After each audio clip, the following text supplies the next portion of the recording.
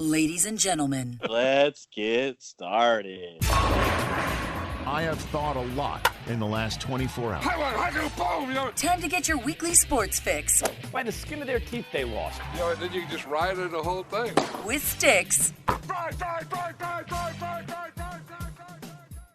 trying to tell you, the anonymous wired homie, I'm telling you, this is the thing. Maybe I'm washed, but all of this wireless shit, you know what I'm saying? The best thing that came from not being wireless is the TV remote control, bro.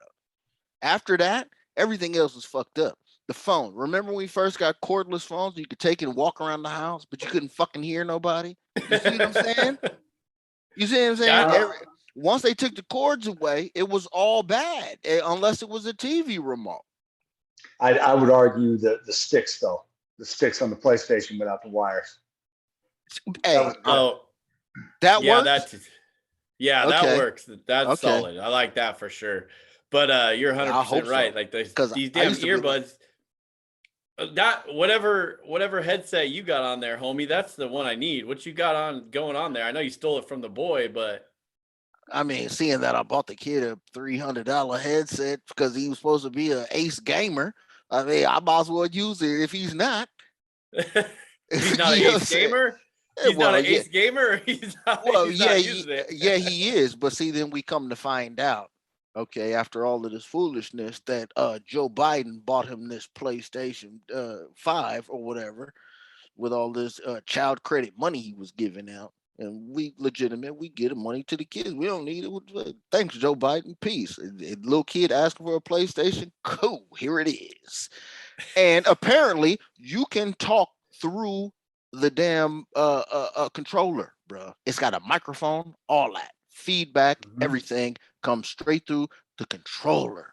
So this shit became obsolete, man. So I just took over.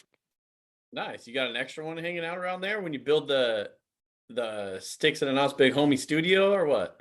No, I don't really like it coming across the face like this, though. I really think, though, dead serious, though. I mean, there's a production meeting that the world is hearing, but I think we really need to do individual mic with straightforward headphones. And not that I know anything about audio quality as it pertains to broadcasting, but that's what the hell everybody be doing. So that's got to be the way. You know what I mean? That's what Rick Dees used to do, doing the top 40. Look at Rick Dees top 40 Rick in the Dees morning. Top 40. Tell me what time it is. You know what I'm saying? Well, you look like to know that. You look like you need to be up in the top of a freaking airplane. What do you call those things in the airport? What? Your airport the air. Oh, air traffic controller. Air traffic controller. Air traffic controller. I have a problem with those big words, Barcot. You know I'm not as smart as you. Quit trying to talk down on me right now. All I want to say is this, and I'm probably late to the party since I got in here last. I think there's a setup with Big Homie's outfit today. There's no way he accidentally wore Angels gear. He always has a method to his madness. What the fuck am I trying to do here? There we go. I tried to tell him, man. I said, look, I got to dig into, because clearly nobody that's, younger than us replicates wearing sports apparel like we did. Team apparel. We loved that shit, right? Jerseys, team jackets. This was just a part of our normal wear. We didn't just go buy a jacket. We had to have a team logo on the jacket. Since starter, baby, straight UNLV. But since middle school, bro, since the end of elementary school, we was looking at having stuff with team logos on there, right? And I still live that out. I mean, I'm getting a little old and /washed, so I don't wear it as much, but it's a whole tub of that shit. And I said, well, why not? Because let's go into the Homie Hall of Fame and pull out some visuals for the people, you know what I'm saying, to get with. Because you can see how small this hat is. It's barely sitting on my head. Back in the day when my head wasn't, I guess, apparently thinking too highly of myself. My head it was only a 7 1/4. So it only fits on the back nugget of my head at this point. But it's all good. It's on there. So I mean, that was before the big pharma homie. yeah, for real, man. Or big pharma homie and all the medications made your damn head bigger? No. That was before big culinary homie. And until that stomach starts sticking out from all this eating and barbecuing and shit. Big Traeger homie. Any of that. You know what I'm saying? Any big grill homie. All of that started happening. You know what I'm saying? Once the 30s hit, I started eating way too well. And don't even ask about after 40 because yeah. That's on the next episode.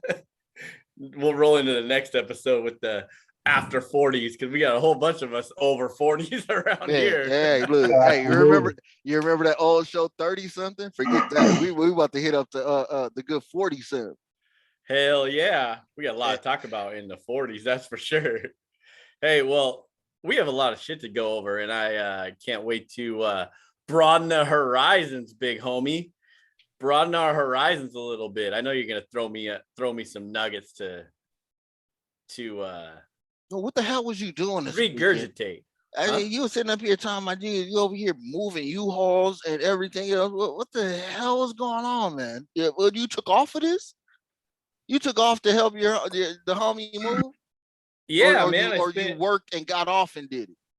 No, man. I can't. You have to plan that shit. You have to use that day off to do all that. Yep. We moved the neighbor, my boy Stu, out. We moved him up to the good old confines of the Everett Memorial area.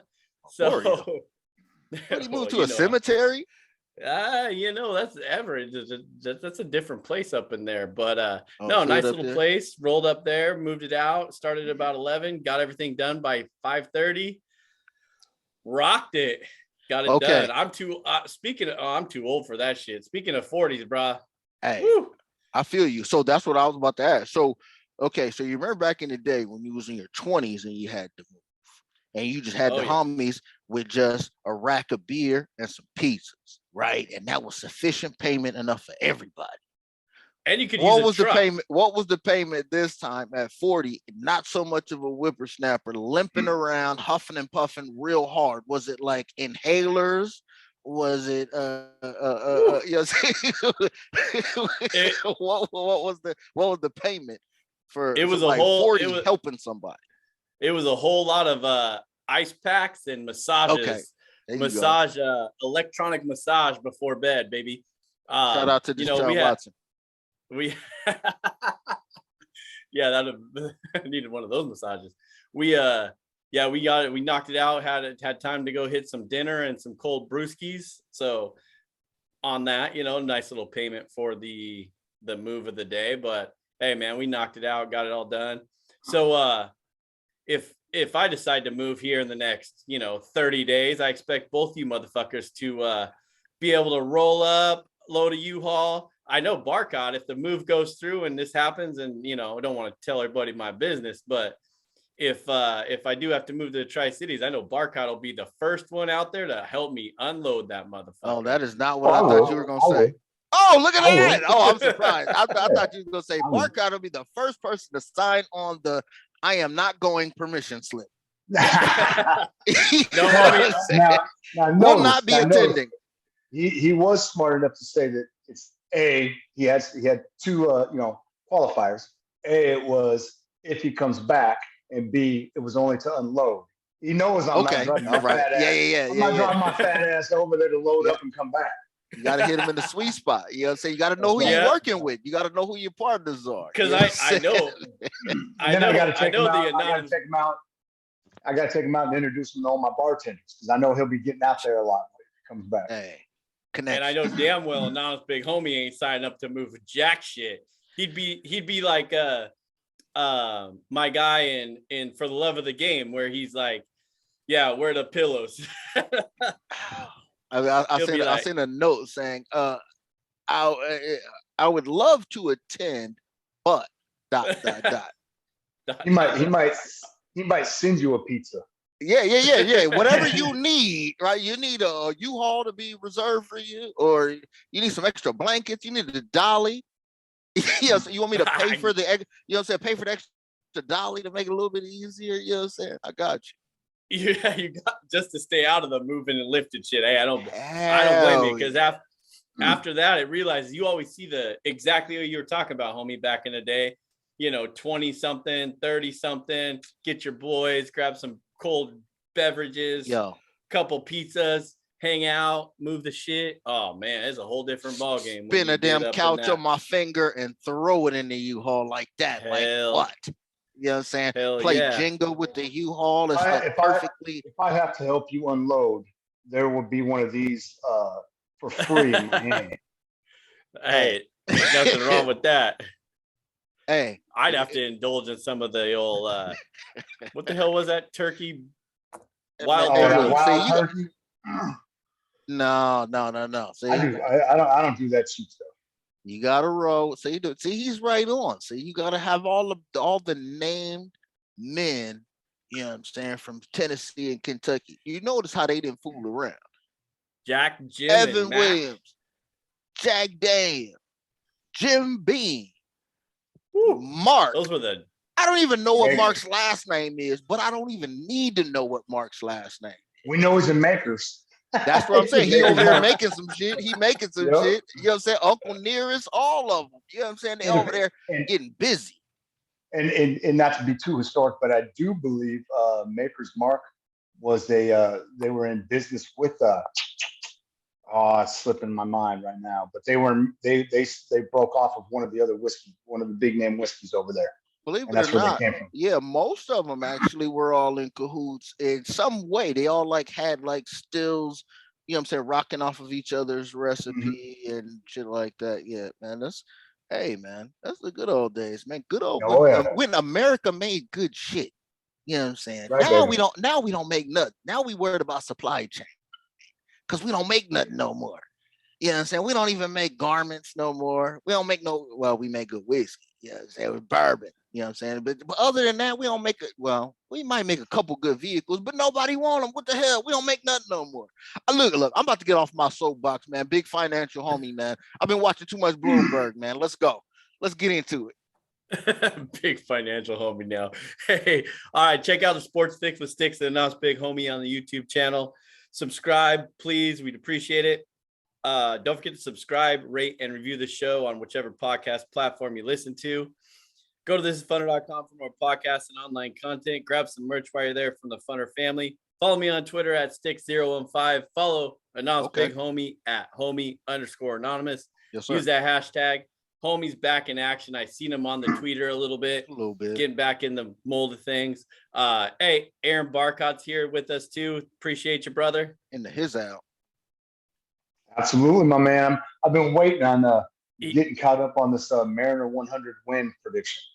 Yeah, we'll get into that here soon. It's still in the works, baby. Still in the works, and I can't give away all my secrets of how it's going to happen, but it's still going to happen. I promise you. Your secrets? Are you managing the team now or what? Your secrets. You teaching them base running techniques and shifting techniques or what? We're just giving you a little bit of a chance to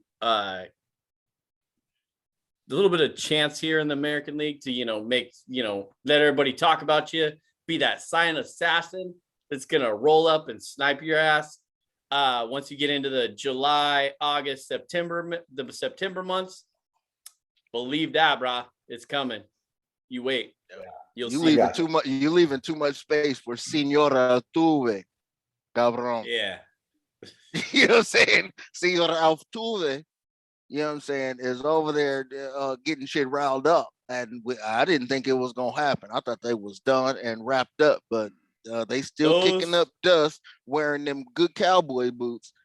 And that's one thing I hope Jason breaks out, because I busted out the YouTube from the last time the three of us were on here, our preseason predictions. And boy, were we all wrong in a ton of places. Oh, I said that. Yeah, here we go again. Let's go. We'll get into it, man. We were all wrong everywhere, man. Hey, remember that, because when we get into baseball, I don't have them in front of me. I could probably find them if you give me about 27 minutes. You might be able to find them, but I know we kind of reference that, but we'll get into that for sure.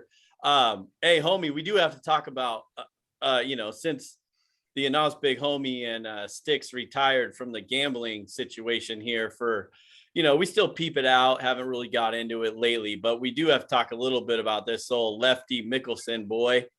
What was it? 2012? No, 2010 to 2014, where old boy got busted by the feds were like checking his financials and shit like that, and found out he's 40 million in the hole in 4 years. Bro, I tried to look up everything on this to see what he's actually gambling on. We all know he gambles on golf and shit, right? Like when he goes and plays a practice round, they'll throw hundreds, thousands, whatever. Right. But what else is he gambling on? Man-to-man gambling. But I've seen, and the only thing I could find is where he placed a bet on the Ravens to win the Super Bowl and the Diamondbacks to win the World Series. Those are the only two things I found, which he won. So does anybody have any information on what the hell he actually gambled on? I can't find it. Dude, I got something for you, man. I was listening to a show and they got into it like deep. And this is not opinions. We'll get into opinions after, but as far as what was known, factual. This is not even on him, right? The IRS is on the ass of, I think his name is Billy Walters. He's one of the most notorious sports gamblers. If you Googled his name, he's in the Hall of Fame of getting money from sports gambling. He's like he's like a new school version of Jimmy the Greek, all that, right? Him and Lefty is tight. Word on the street says, right? So what the cats were saying is that Phil was a face for Billy Walters' money. He was just running to the counter for somebody else because this dude knows he can't get down nowhere because he's an ace. You know what I'm saying? He's more than sharp. You know what I'm saying? He's razor sharp. Whatever's beyond razor sharp. This dude is like the guy, right? So the IRS is investigating this dude, and in the meantime, Lefty's name comes up. Okay, so once Mickelson's name comes up, they start digging into his shit, and they find that, okay, he has burnt in his name 40 million in losses in 4 years. Can either one of y'all conceptually understand spending losing? Not you know what I'm saying? These are not counting the wins where you go, ooh, now I'm only down 10 million, right? You lost 40 M's over 4 years, 10 million per, right? So they find this out, and then that's part of the thing. So now there's no proof, there's no real tie to these dudes, but the speculation is that Mickelson and Lefty Walters, or Mickelson and Billy Walters are ace, and he was facing for his plays at heavyweight casinos. Now, is this also why is it Lefty's doing the whole Saudi Arabia thing with the golfing thing, whatever? Is that how it's, and I might have this backwards. Is that where he's trying to get people to golf there and they're kind of giving him money to help pay off some stuff? Is that what's going on? Because he was doing some sort of. That whole thing fell through in a disastrous way. They wanted him to promote it, and then he comes out and says some kind of nonsense. Well, right. He talks about the lack of human rights. Like they some savages. Yeah. Hey, that's right up your alley there, Barcot, teaching those Pasco's finest with that history stuff. So you all know all about that. So I know I knew about the gambling thing. So I'm trying to think: is that were they trying to? On that situation, were they trying to entice him to help promote by giving him a check? Give him a check. Gotcha. See, that's what. But see, that's what I'm saying. That's why this was on the slate for last week, but it just got missed, and it was fresh. And I'm going, damn, anybody that spends now look at this. We know what we pay in taxes, and taxes was fucked up this year. I don't know about y'all two gentlemen, but taxes. Don't remind me. I'm about ready to do mine here in a second. Okay, I'm almost going, where the fuck is Donald Trump at? Okay. You know what I'm saying? Oh, some real shit, though? Oh, some real shit? I'm like, where the fuck is Donald Trump at? You know what I'm saying? About my money. You know what I'm saying? Texas was real messed up this year, okay, for the record. But anyway, so when you look at a man's... That's big financial, homie, that's speaking to you right there. A man's winnings, or earnings, I should say. Earnings, you know what I'm saying? Because he's a golfer, so I think winnings. But earnings versus betting losses versus household overhead, his wife buying purses and kids doing whatever they need to do, tuitions and all of this. 40 million. I mean, how much money are you in the red? What's going on here, right? So it all looks crazy. You know what I'm saying? To me, you know what I'm saying? And I don't know where it's going to end up at, but I'm like, yo, this reminds me of when those teams, the young dudes back in the day, took the money to throw the games in college, and they was tied in with the mob, and they couldn't get out. They wanted to stop throwing games, and because they wanted to win now. You know what I'm saying? They had a documentary on them. I can't remember what streaming service it was on, but y'all know all this shit. But yeah, you know what I'm saying? It's like that. And he got messed around with a dude who did him. He got him tossed in the sauce too. You know what I'm saying? This dude is over here. That would be like, you know what I'm saying, me going, Slim, why don't you go throw this bet in for me, dog? You know what I'm saying? That's all good. Right, but I gotta cover it. But you putting your player's card in. You're putting your player's card in. So all of these losses are registering under your number. And then the IRS come looking for you going, wait a minute, motherfucker, you ain't even earned this much money. So where you get all this money to be throwing around like this? That's a story to be determined, right? I mean, how in the... And just like Barcot said, so then he goes, and then now he's promoting the Saudi Arabian situation, and then he says, "Oh man, I wouldn't work with these dudes. They some scandalous dudes. They over here killing people." Blah blah blah. Wait a minute, he's supposed to be in cahoots with them, promoting this new tour. So I think he got roped into doing the tour, just like my man's just said. He got roped into the tour because he was down. Like, hey, go get us some of our shit back. You got to do this.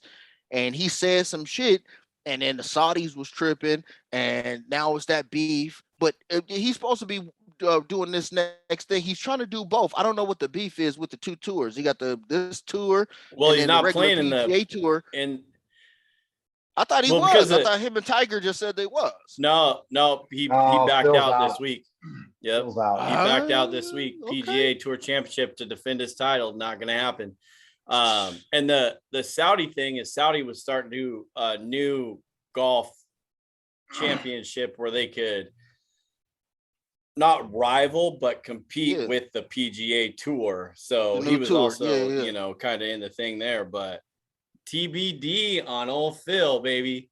He's going to keep us in the lines, NFL style. I never thought golf would have some juicy shit like that, but did you hear all the shit that other dudes were saying? Oh. Like Justin Scott and all of these dudes was like, hey, if they want to go over there and play, fuck them. Let them go. Tell them to get the hell out of here. Go play with the Saudis, blah, blah, blah. We don't need them. I was like, yo, they doing this in press conference. I was like, I appreciate them not holding their water and talking that madness, because golf needs as much juice as it could get. It needs as much heat as it could get. Somebody needs to cut a WWE promo in golf. One last thing on that too, which is well, we talked about how Phil bets on the golf course, right? I guess during, oh man, I wish I had this guy's name. I just looked at it. This is the only thing I got out of all the stuff I researched.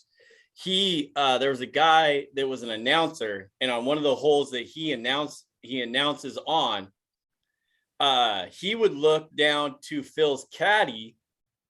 He would look down to Phil's caddy and say, let's say he had a 15-foot putt, and he would like hold up 3 fingers and say 3, which meant like 3-1 if Phil makes this putt.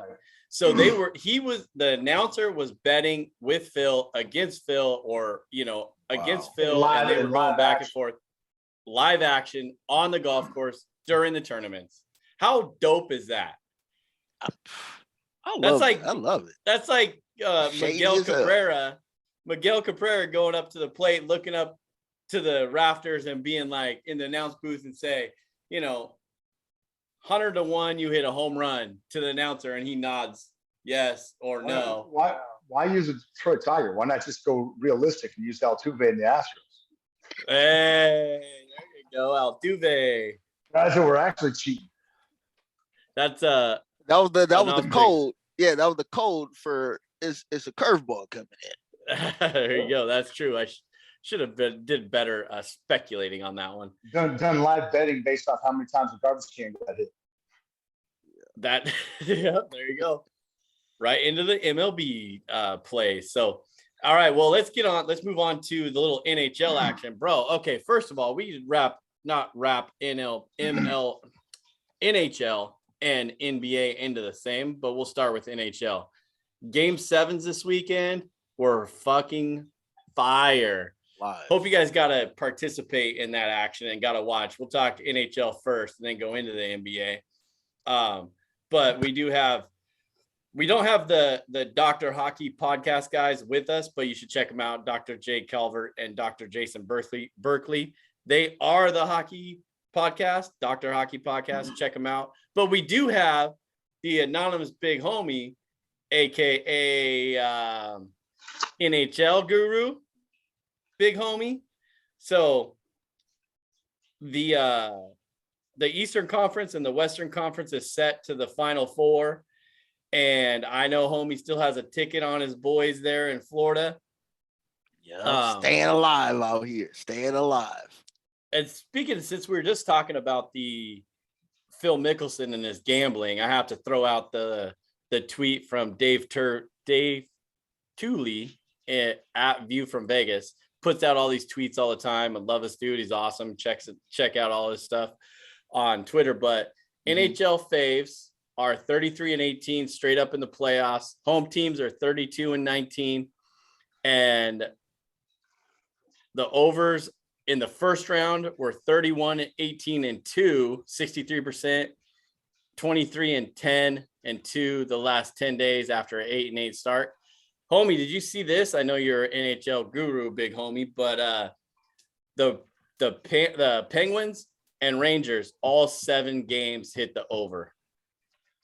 Where were we at on that? Even though we're semi-retired. But how many game 7s were there in hockey? There were 2 yesterday and 1 on Saturday. One on Saturday. Yeah.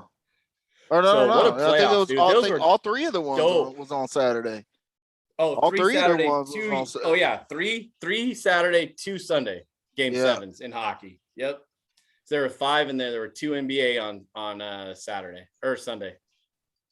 But what are your thoughts on this NHL playoffs? We got Florida, number 1 seed, Tampa Bay, number 3, got Carolina, number 1 seed, the Rangers, number 2 seed in the Eastern Conference. We got the Western Conference, Colorado, who are on a firestorm versus St. Louis, the number 3 seed. You got Calgary and Edmonton, number 1 and 2, respectively. The Battle of Canada going on in the Western Conference. Woo! There'll be some hockey time up in Canada, baby. How you imagine being in Canada right now with those 2 teams playing each other? I'm trying to tell you, man. I think that the hockey is seriously slept on, man.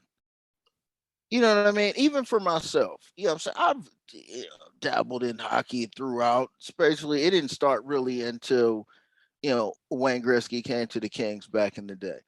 But hockey is seriously slept on in terms of activity, action, you know what I'm saying? And then when it comes to the playoffs and shit being on the line, there's not another sport that has nonstop action like this. I'm talking about like nonstop action, even when there's not even like legitimate, you know what I mean, action going on. First of all, I think people sleep on hockey, first of all. Or I think Americans sleep on hockey, first of all. I don't know why it's the 4th one of the major 4 sports. You know what I'm saying? Because in some places you go and soccer's like major. Yeah, you go overseas and whatever Europe, soccer's major. All of these sports, a lot of these sports derive from soccer. Okay. So hockey ain't shit but soccer. In a way, right? You gotta score on a goal. To right? Kind of like basketball. You know what I'm saying? Like basketball. You know what I'm saying? Baseball is different. Football is also different because there's no net involved, but most of the other sports are all the same. You know what I'm saying? But hockey, you're introducing a whole bunch of other different stuff. You're introducing sticks, men's with boots, with speed, swords attached to the bottom on a ice skating rink. Okay, I don't think people really think about this like that. You know what I'm saying? People who live in cold weather, frozen states like Minnesota, Wisconsin, and the Northeast and all of that, they love it because that's just what they do because they don't go outside to play football like that, right? They play hockey, right? Michigan and all this, Detroit, they play hockey. They know what it is. But I think it gets slept on, man. The level of action, that's what I'm saying. Hockey playoff action is probably better than any other playoff action. To be honest with you, you know what I'm saying? Well, I think it's crazy, bro. Do you think though, because we're in that generation, because I remember growing up in the '90s when the Kings were brand new. Obviously, they've added a ton of new teams in the United States, but for years it was basically Boston, New York, Chicago, in terms of the United States hockey. Those cities, so, yeah. And so now we've got San Jose, Anaheim. You've got Dallas, whatever. You've got all these. You've got teams in Florida. You've got all these other teams. And finally Seattle, right? And that's kind of part of our jaded. And then obviously Seattle. But my point is, go back and I know Big Homie knows this, but I agree with what he's saying. I think part of it is if you go back and look, I should say most. The amount of expansion. So I would argue the NHL has actually exploded because look name another league that's added as many teams and as many cities in the last 30, 35 years. Yeah. The NHL, it is exploding. And I think in the United States, why it gets slept on is because it's only been 30 years, right? It's only been since 1990 something that a lot of these cities got teams. But in the United States, in the United States, and I agree with you, but you look at those stadiums. I don't remember turning on an NHL game and seeing, 5,000 empty seats. Look what happened in Las Vegas when they got that. That team's been around for 4 years, and they just fired the coach because they failed to make the playoffs for the first time ever. They just fired their coach today. Team's 4 years old. Think about that. Team's 4. So my point is, I agree they're getting slept on, but I think it's because it's so new. But you look at those cities and get it; it's exploding. In those cities, look at Seattle, how crazy it is over there. The madness up here is ridiculous. In cities you wouldn't be thinking about, right? Like we talked about the Bostons, the Detroits, the Philadelphias, the Pittsburgh. These, what did they call them? I think they call them the original six or whatever. These cities where hockey jumped off at Toronto and all this shit, right? And we got champions, back-to-back champions out of Tampa Bay, Florida. And I was on them both years. I was on them. Remember Anaheim? The Anaheim Ducks won the Mighty Ducks, bro. Yeah, I think they won it right after Disney sold them too. I think Disney missed out on that. I think they sold them and then they won like a year or two later. And you got San Jose. San Jose. They're is that literally? I think that's the only professional sports team they have. Like NFL, Major League Baseball, and basketball aren't going to San Jose. I mean, that was a brilliant move by the NHL. They have no competition there. Well, what else? I'm not knocking San Jose. It's a great city. I'm saying when it comes to professional sports, what else am I going to do? I got one team to root for. I mean, that's a brilliant move. I think the NHL, while you're right, they're getting slept on in terms of media. But I think the fan base and everything, you look at those games, it is packed. It is nuts. I mean, I think the NHL playoffs is amazing. Dude, you're dead right because they took an old school franchise, right, from the Hartford Whalers and moved them to Carolina. I don't even know if it's in North Carolina, South Carolina, but it's Carolina. The Hurricanes, right? They're in the Hurricanes, and they to blow the hell up. Okay, and people out there is hype, and this is the footbed of college basketball and hockey's hype in Carolina in the Bible Belt. Believe that. This is You went crazy. to attack Tar Heel Blue Devil area, and you got fans. You made money. I mean, that was my biggest takeaway from the whole hockey weekend, man. Because, like I said, even I, who appreciate hockey, I appreciate all sports. To be honest, I appreciate damn ESPN Ocho cornhole championships. Okay, believe it or not. Okay, watched dodgeball last night. Hey, you know what I'm saying? Keep it real. You know what I'm saying? I appreciate all of this. You know what I'm saying? This is my Real Housewives of whatever city. You know what I'm saying? This is my situation, right? This is my Young and the Restless right here. You know, and when I dig and I really start thinking about hockey, man, I go, damn, they took fucking soccer and flipped that shit into the biggest. I mean, I understand soccer's wild in other countries and it ain't took over big here yet, and I get it. But I gotta say that, man, hockey is super slept on because basketball, we just go, okay, and then we got a lot of things that we don't like about basketball. You know what I'm saying? Yeah, and it's finals to watch. It's very similar to hockey in the way that you know what I'm saying, things like that. But I mean, dude, it's 2 overtimes in hockey, bro. I mean, that enough for me to go is great. I knew homie was homie, you talk about it all the time, how the NHL does you talked about it, how NHL does the All-Star game, right? Compared to, you know, obviously NFL is trash, and then MLB and NBA.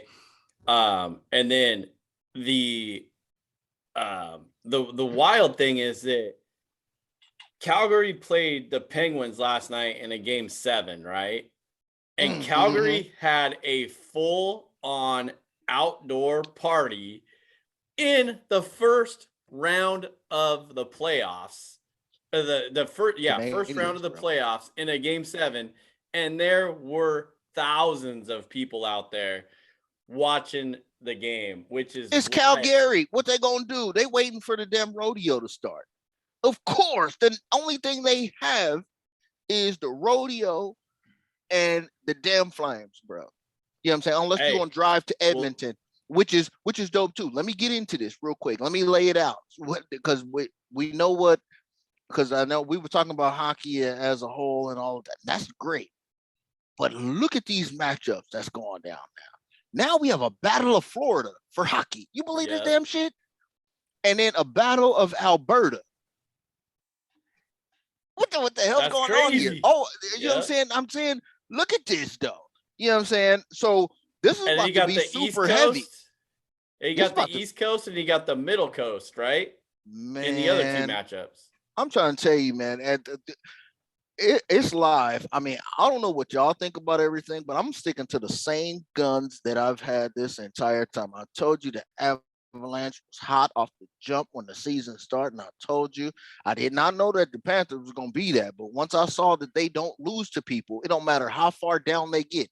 And this is the biggest thing about the Panthers. When I started noticing them, and that's when I put my money down. They had so many third quarter comebacks, and they just did it again. They don't get down to nobody. They score more than everybody. You know what I'm saying? So when they do get down to people, they're still not out of it, is the way that I look at it, right? So you got to take them if they are never down far enough. You know what I'm saying? And now they have to go against, I mean, I don't know rivalries in hockey yet, especially with some of these new squads, right? With, you know what I'm saying, the Florida Panthers. And I've got to imagine that Tampa Bay would be their rival, right? I mean, and effectively that they are the back-to-back champions. You got to beat them, man. You got to beat the man to beat a man. So I think that there's some heat behind that. But you know what I'm saying? That's why I roll with Florida, and I think that that's heavy. So Colorado's holding thick.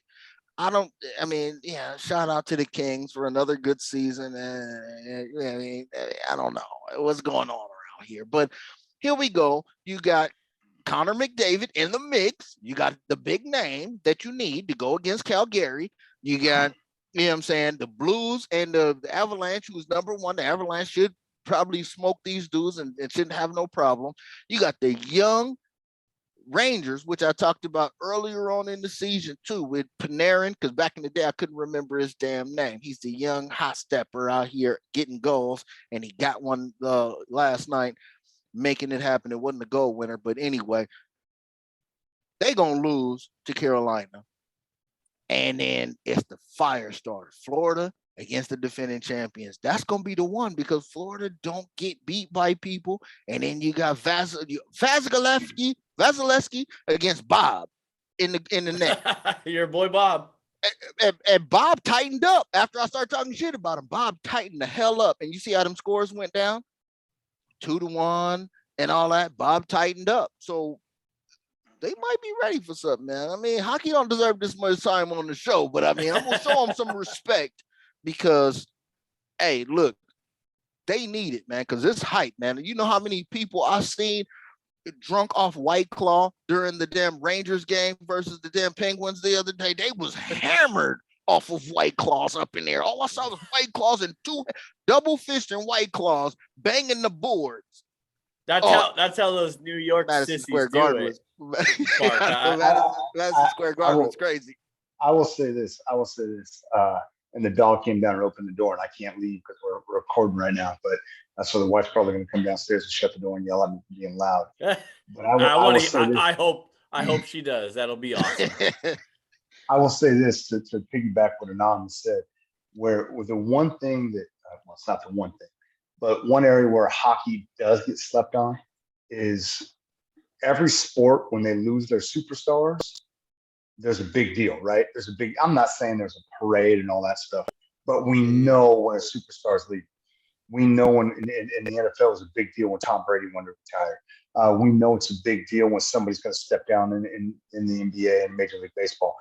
I don't know that Ovechkin and Sidney Crosby get enough press for the fact that, I mean, they're 36, 37 years old. With no teeth. They don't have much time left. And they don't have much time left. I mean, Ovechkin's on a team now that's been bounced in the first round, 3-4 years in a row? Crosby's coming back, so he hasn't even played the postseason. He's coming back. The Pittsburgh says he'll be back here shortly. But these are two guys that they may not be, Mario Lemieux, Jaromir Jagr, and whatnot. But Sidney Crosby has been a huge piece. He's out big deal in Pittsburgh for over a decade. Ovechkin basically put Washington on the map. On the map. And those two guys at 36, 37, and Big Homie, this, they're on their way out. And that's where NHL is slept on because the superstars, now they're not Wayne Gretzky.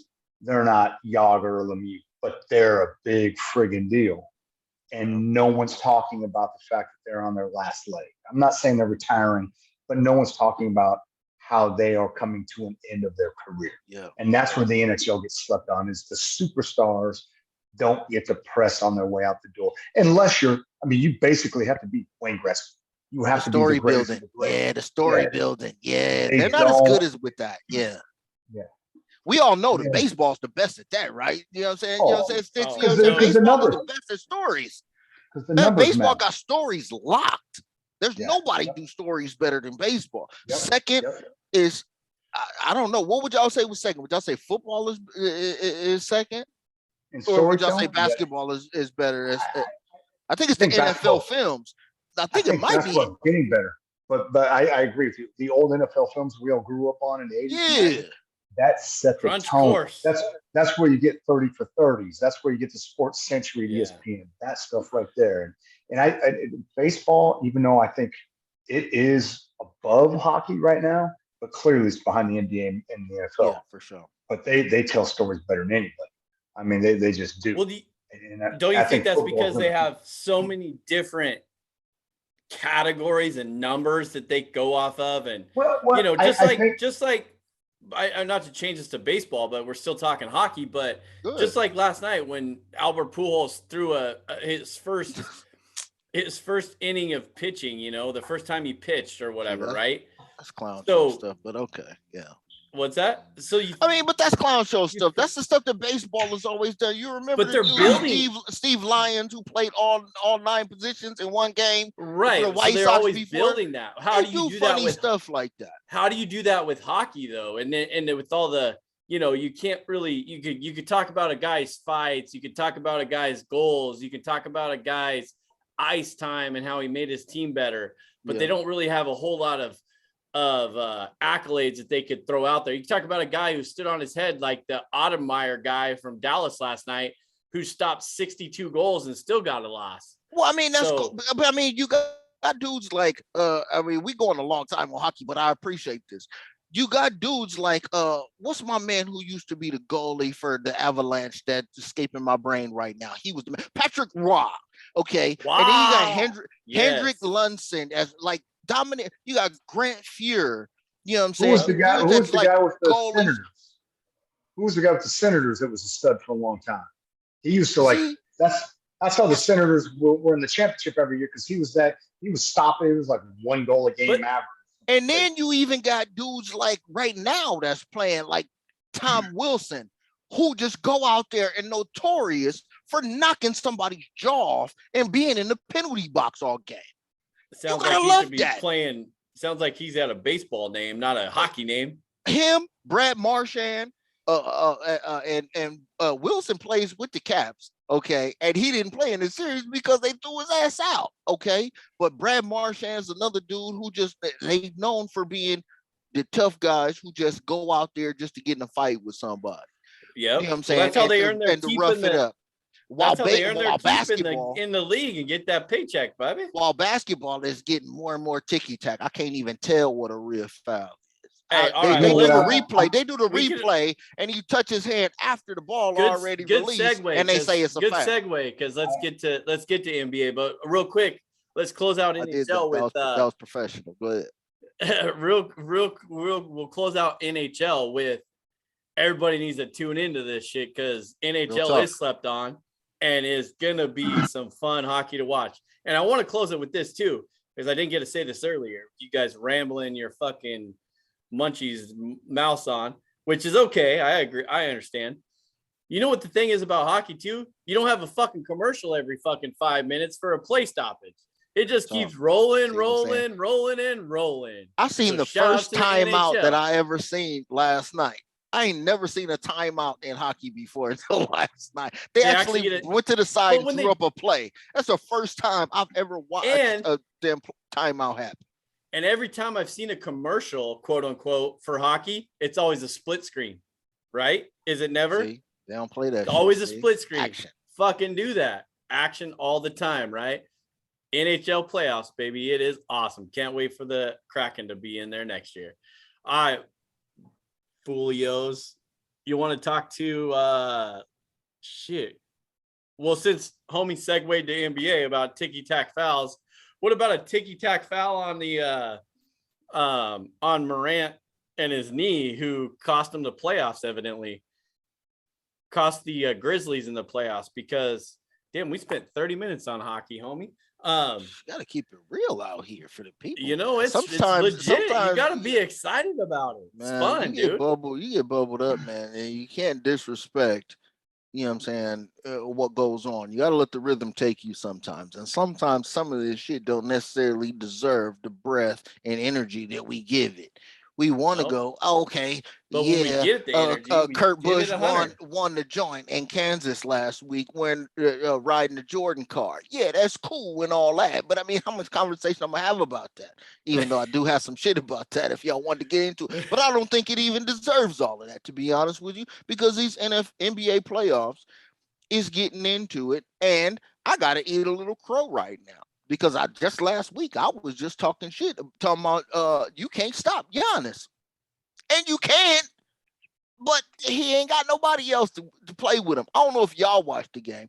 It's a basketball coach on the damn show tonight. Okay, so all I'm saying is you can't stop damn Giannis. He just didn't have nobody else to play with him. His guy is gone, and he would have smoked. So he needs damn Celtics. He needs a big three or whatever. He needs to go out there. He's the MVP. He just needs his squad to be full strength, man. Chris Middleton wasn't there, and if you would have saw the shot selection of Drew Holiday I would have snatched his ass up out of them games so quick. If I was a damn high school Pop Warner or in them Little League basketball situation, I'd have snatched his ass out. But he's making millions, so you can't do it. What about Brook Lopez throwing up threes when they're down by 30, I guess? But is that the guy you want? I think we got to yield. Look at he's simmering. He's simmering. Look, we got to yield. We got to yield for a second. We got to step back for a second. He's ready. Barcot's the greatest women's basketball coach in Washington State history, so he knows he's ready to roll. So let's go. What do you got, Barcot? I know you got some thoughts. Let's go.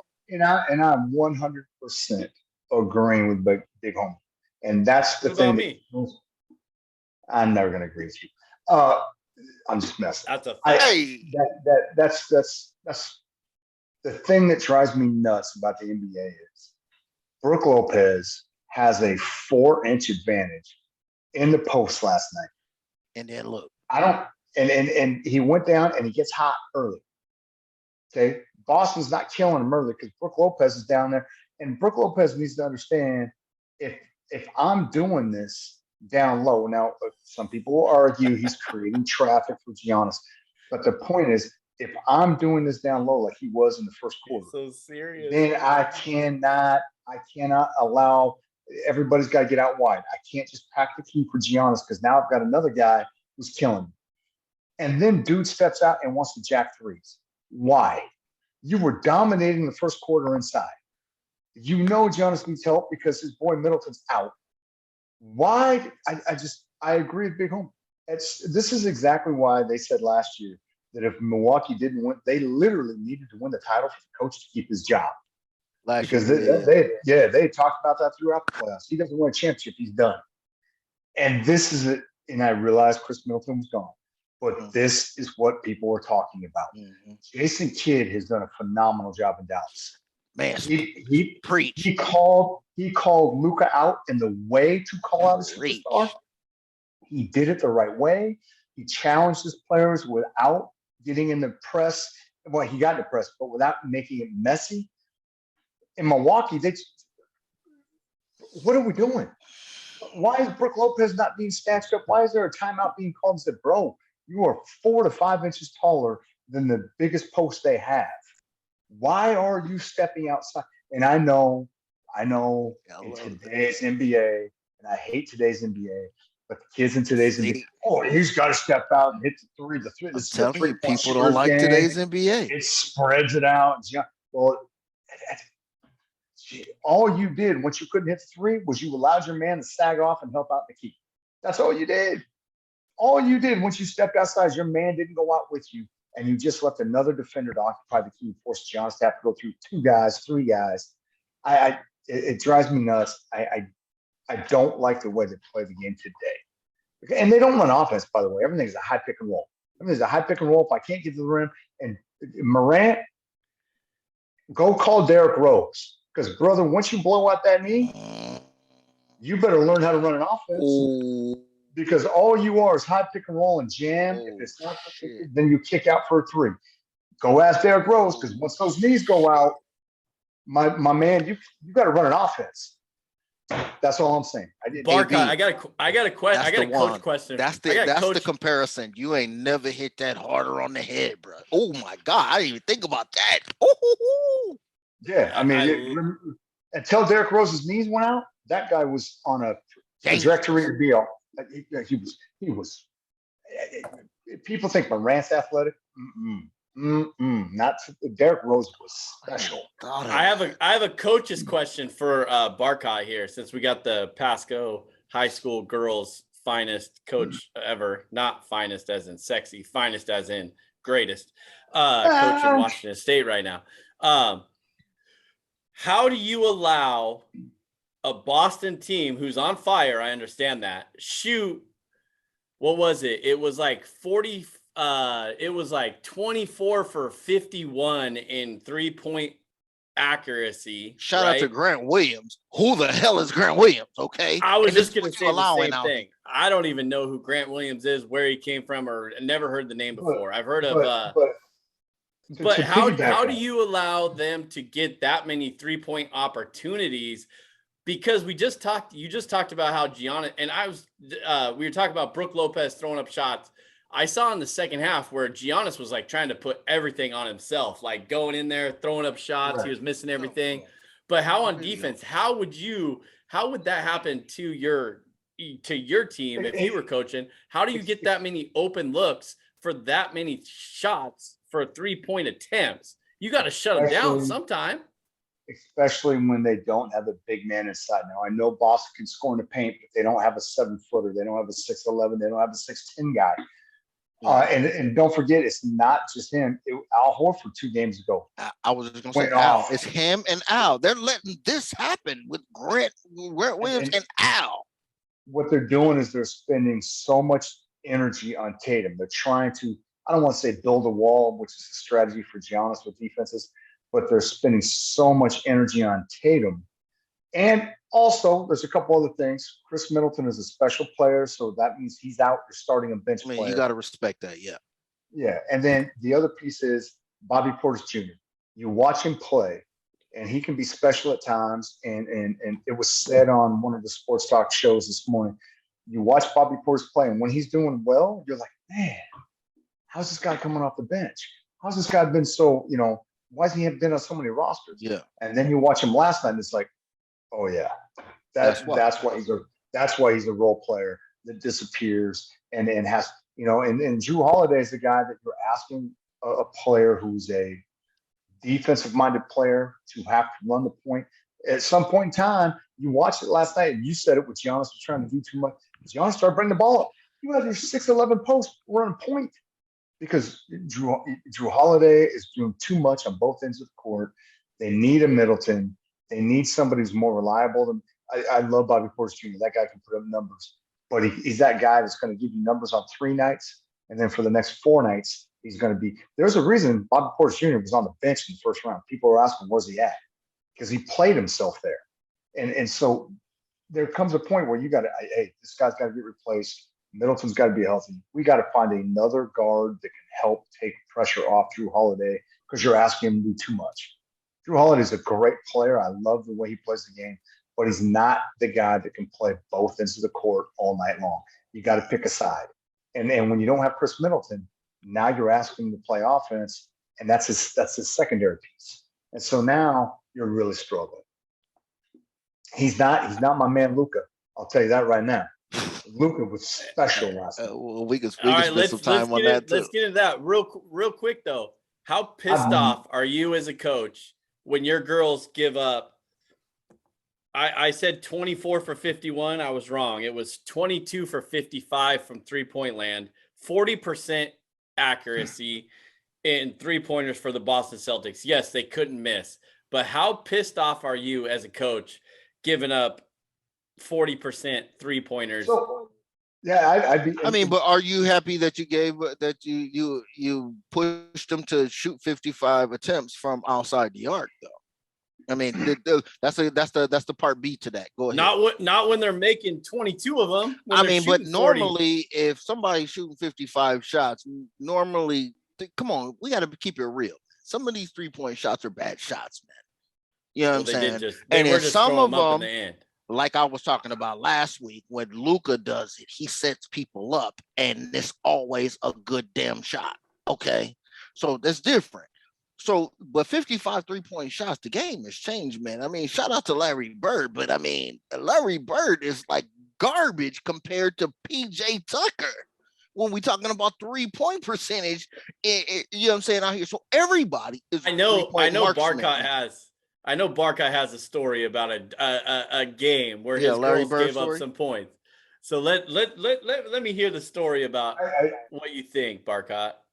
I don't have I would have to think about a story, but defensively, the issue I have is everybody in the NBA is an athlete. Defense is not talent.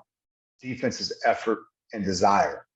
And when you're giving up 40% from the 3-point line, when they're shooting 55, now 40% is not a fantastic percentage in the NBA. But when they shoot 55 times and shoot 40%, now you're looking at like 65 or 66 to 72 points. Right. What's the point differential? Yeah. Now it's like, at what point in time are we not going to slide it? At what point in time are you going to cheat and take that extra step out towards the shooter before he's got the ball? How are we closing out? Do we close out? Do we close out with our hand in his face? Do we go sideline, baseline? You're letting them back into the middle. If you let them back in the middle, now you've got a nice, easy pass. That's why you always want to force them sideline and baseline, because then that skip pass to the opposite three-point shooter is tougher. But it's just, it comes down to desire and effort. And at the end of the day, I'm not questioning Milwaukee's effort, but I do wonder how tired they were. I do wonder how tired they were, because Boston just has so, again, Horford, Williams, all these guys. Yeah. Tatum and Brown, bro. Yeah, Tatum and Brown. But then you had those 2 games where the 2 role players exploded.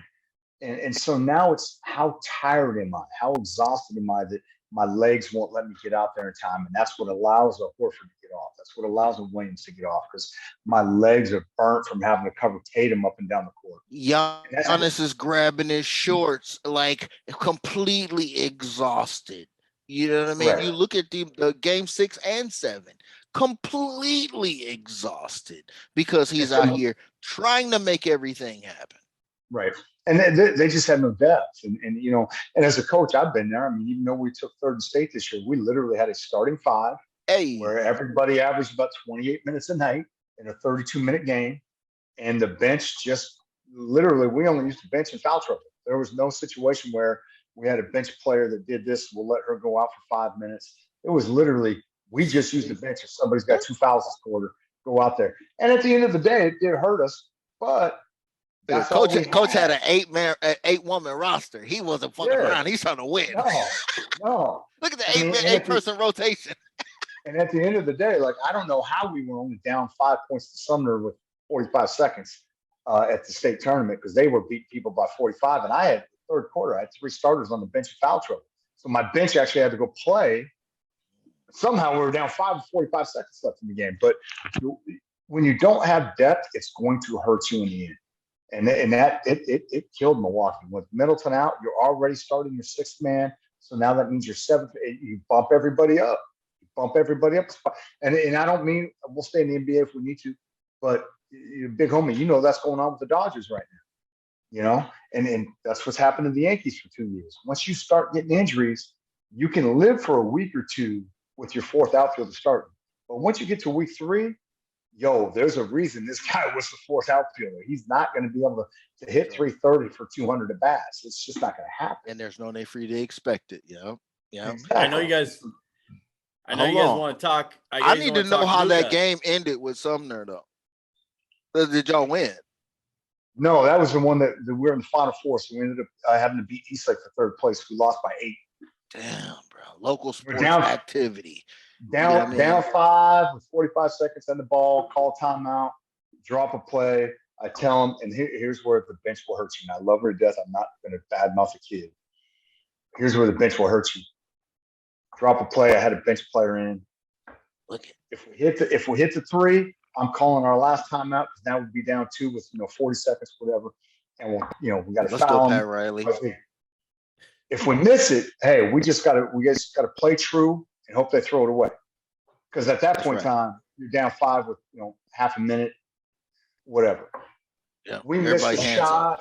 We missed the shot, and I watched the freshman bench player literally move a girl out to go grab the girl with the ball, and I'm like, jeez. So she hits 2 free throws. Now we're down 7. 20, and I'm like, that's not. Yeah. Literally, that's not what we needed right there. But again, that's we ended up losing by 8. Beat Eastlake the next day for 3rd place. But it is what it is. We'll be back in a couple of years. This year we're going to take a step back. But we got some young ones coming in, but we got a lot of studs coming up the next 2 years. So let's go. Washington regional sports activity around here. Women's basketball. Let you know what time it is. You know what I'm saying? Straight from the coach. You know what I'm saying? We're not sitting up here having no busters on the show. We talking about people who actually calling plays out here. Look at this. Hell yeah. I mean, that's it, man. Hey, I want to get Barcot fired up. I think he was sitting up here like he was in a zone. He was in that place. He was back in that spot, 100%. Pacing the damn sideline right down there. And that's the activity that I be asking from you know what I'm saying, that you want to get from like some of these lesser known sports and stuff like that. You know what I mean? I know this is a pod and we sit up here chopping it up and all that, but the USFL, they got to do something, right? I mean, we ain't gonna talk about them, but that's what they need to do. They need to have the coach sit up here telling you, this is what I wanted to do, this is what I expected, and this is what happened. And let's talk about it now. But anyway, look, Chris Paul. Real quick. Chris Paul or Luka? Which one y'all want to do? Which one y'all want to do? We just went into the Eastern Conference. We have the Miami versus Boston, 1 versus 2, respectively. Right. So now you guys want to talk about the Western Conference. We got Dallas 4, Golden State 3. Shout out Big Homie. He's been telling y'all from the beginning, do not sleep on the Warriors. Did you not, homie? You told them all. I told you. The Warriors are the Warriors, man. Do not sleep on them, and now they're back. You guys want to talk about Luka? Luka or Chris Paul? Which way y'all want to go? I don't care. Take it somewhere, and I'll jump in. Go ahead, Luka or Chris Paul. I want to talk about winning, so we'll talk about Luka. Let's go. What is this kid? 23? Dude, this dude is. What the fuck was you doing when you was 23, bro? That's what I'm saying. This dude started playing professional basketball in Europe at 16 years old. Pro ball. As you listen to the people that report this as their living, if people don't understand this, in Europe, they not only are packing the stands, again, 16-year-old kid who, by the way, was on playoff teams in the European. It's not like he was playing for some doo-doo team that was, not making the playoffs. These people, from what I've heard from this morning even and reading up, it's not uncommon in European stadiums for coins to be heated up and flicked at you while you're on the bench. They don't play no games. We're pissed off. We love this. And literally there's so much stuff going on that there's smoke, a haze in the air from just stuff going off in the stadium. Cigarettes.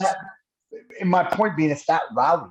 And he's playing in that almost like it's almost like bandwagoning baseball in the 40s. Yeah. And he's playing in that every day. Imagine you're 16 and you're playing against grown men and people are chucking stuff at you. You're trying to run up and down the court and be an athlete and inhaling all the stuff that's going. Do you really think he's going to come to the NBA and be intimidated?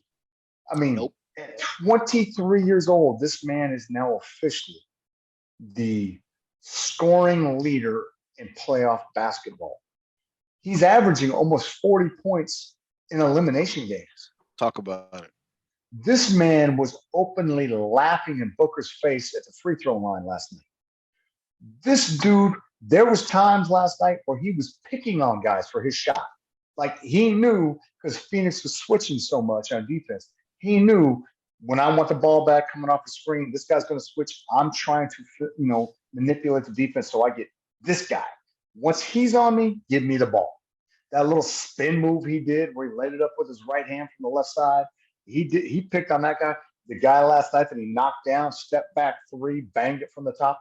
He's picking on. He was so hot last night that he was literally just, I want him. We're going to skip the ball around, come off screens until they switch it, and I got him. And I'm going to show him up. Next time down, I'm showing him up. And then this is a point guard who's so big, he's defending Aiden, the post, the center on defense. He's down there. He is your point guard, and he goes defends the 5. And then you watch everybody they threw CP3 at him. They threw Booker at him. They threw 8 at him. At one point in time, he banged the 3. I said, the center trying to come out on him. When Luka gets in that zone, he's unstoppable. Now, does he have to improve his shot overall for longevity? Yeah, because there's games where I think he's a 35% three-point shooter. So overall, shot selection. He got shot selection. Yeah, for sure. My God, that man can get his shot off against anybody. He's 6'9" as a point guard. You try to play him one-on-one in the key? No, he's special. Luka Doncic is going to be one of the greats when he's done. And it was awesome to see Dirk watching that last night from Phoenix. And I know people have said it, that Dallas team that beat Miami, people forget it was a foreign-born player Dirk playing with an aging guy, Jason Kidd, and a bunch of role players. And that's exactly where Luka Doncic is right now. He's a foreign-born player playing with a couple aging guys and a bunch of role players. It's the same team. And it's just, he's special, man. He's special. He really is. I'm not saying he's the greatest of all time. I'm not trying to pimp that. But you look at his game, he's 23. The shit. That's a trip, ain't it? That's a trip, right? This cat has 12 more years of this. You're Mark Cuban. Dominating. I've got a 6'9" point guard that no one has an answer for the next decade plus. Nobody's done people like this since Magic, though, because Magic came in winning off top, like from rookie season and moving forward. But Luka hasn't done that quite yet. But he put everybody on notice. I'm talking about literally everybody on notice. I don't give a damn who you are, and we're gonna see in this next series. You know what I'm saying? But Slim, you got something to say, Slim? Because I got some stuff after this. If you want me to go right now or not, I don't know. I'm gonna tell you right now, as much as I don't mean to cut you off, Jason, before you get going. As much as I love Luka, Golden State's a with the Final Four teams we have. Golden State's a matchup nightmare. Monster. They are a matchup. Now, I would not be shocked, even if it's Boston, to see Golden State. They are a matchup nightmare. Well, they're the favorites right now to win the finals. They're like plus 125, so they're the best favorite right now in the finals. So I just had one thing to say, and as I've spoken before, I don't follow the NBA throughout the year a lot. I attempt to watch some here and there, but I'll watch it in the playoffs. I'll watch now, like I just talked about this weekend, game 7s. We talked about the 5 hockey game 7s. We talked in these 2 game 7s yesterday in the NBA. But you're talking about Doncic and his role players. You got Brunson, Powell, Bullock, something Smith, and then Spencer Dinwiddie Spencer Dinwiddie is the only name that I recall off of this. And I didn't watch the game last night. I was watching the hockey game 7s. So Maxi Cleveland. But you're right. Role players 100%. And we just talked about Giannis and his role players not performing, but Luka and his role players, and like you said with Jason Kidd earlier too, Barcot, fired up the team. The right coaching does the right things. Speaking from experience, right, Barcot? You know what it's like. I've had to do that a few times. I've had to subtweet people a few times verbally. It's been 4 years since the 2018 draft, and I want to say that for a reason, because first I want to call out, you know what I'm saying, is Chris Paul a curse, right? Because he done been on squads who done had teams down 3-1, who done had teams down 2-0 continuously and don't get it done. Now, that don't count the times that he did get it done, but they're less than the times that he did. You know what I'm saying? I mean, there's more than the times that he actually did.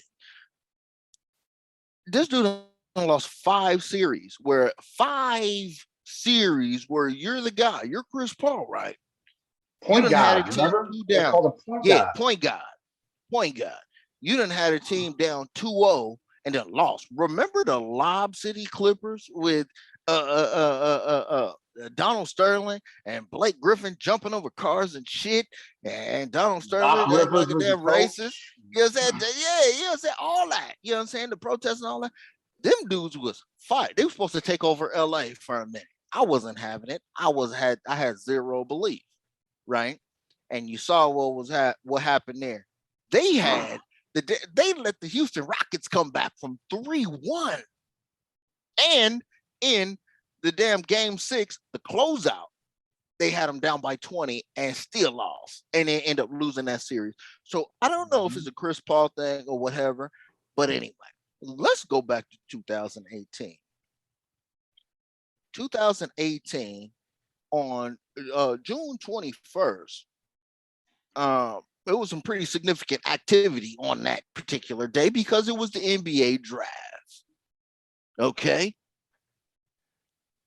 Guess who has the number one pick overall? He's going to name off the teams that passed on Luka. This is the number one pick. No. Here we go. No, this is the best one though. Number one. He said goodest. Yeah. Well, I mean, you got to get some ebonics. And by the way, and I don't mean to cut you off, and I'm not going to end the surprise for you, but there's a reason Dallas got Luka 4 years ago, because they were so bad that they were in the lottery. So go ahead. My point being, Luka has taken in 4 years, at 19 years old, a lottery top 5, top 6 team that was one of the worst 5 teams in the league to the finals or conference finals. So go ahead. Let's go. First of all, never apologize for cutting his dumb ass off. We're okay with that. So it's a month from roughly now. Okay, roughly now, 4 years back. 4 years back. You okay? Right. 4 years back. We waiting for the NBA draft. You know what I'm saying? We know who's gonna go first. It's the Phoenix Suns. What do you know about that? What the hell do you know about that? Shit. And guess who they purposely had on their staff at that time? Mm-hmm. Little known, slept on head coach of the fucking Slovenian national team. Who probably is clearly acquainted with Luka Doncic. Okay, clearly he knows what it is. This dude who's 16, 17, I don't know what the hell age he is at that time. Okay.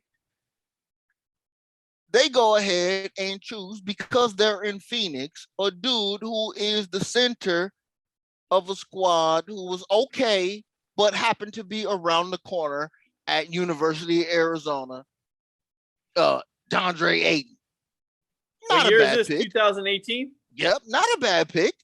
I mean, nobody would hate on that, except for the Dallas Mavericks traded up to move to number 3 because they knew what time it was to select Luka Doncic.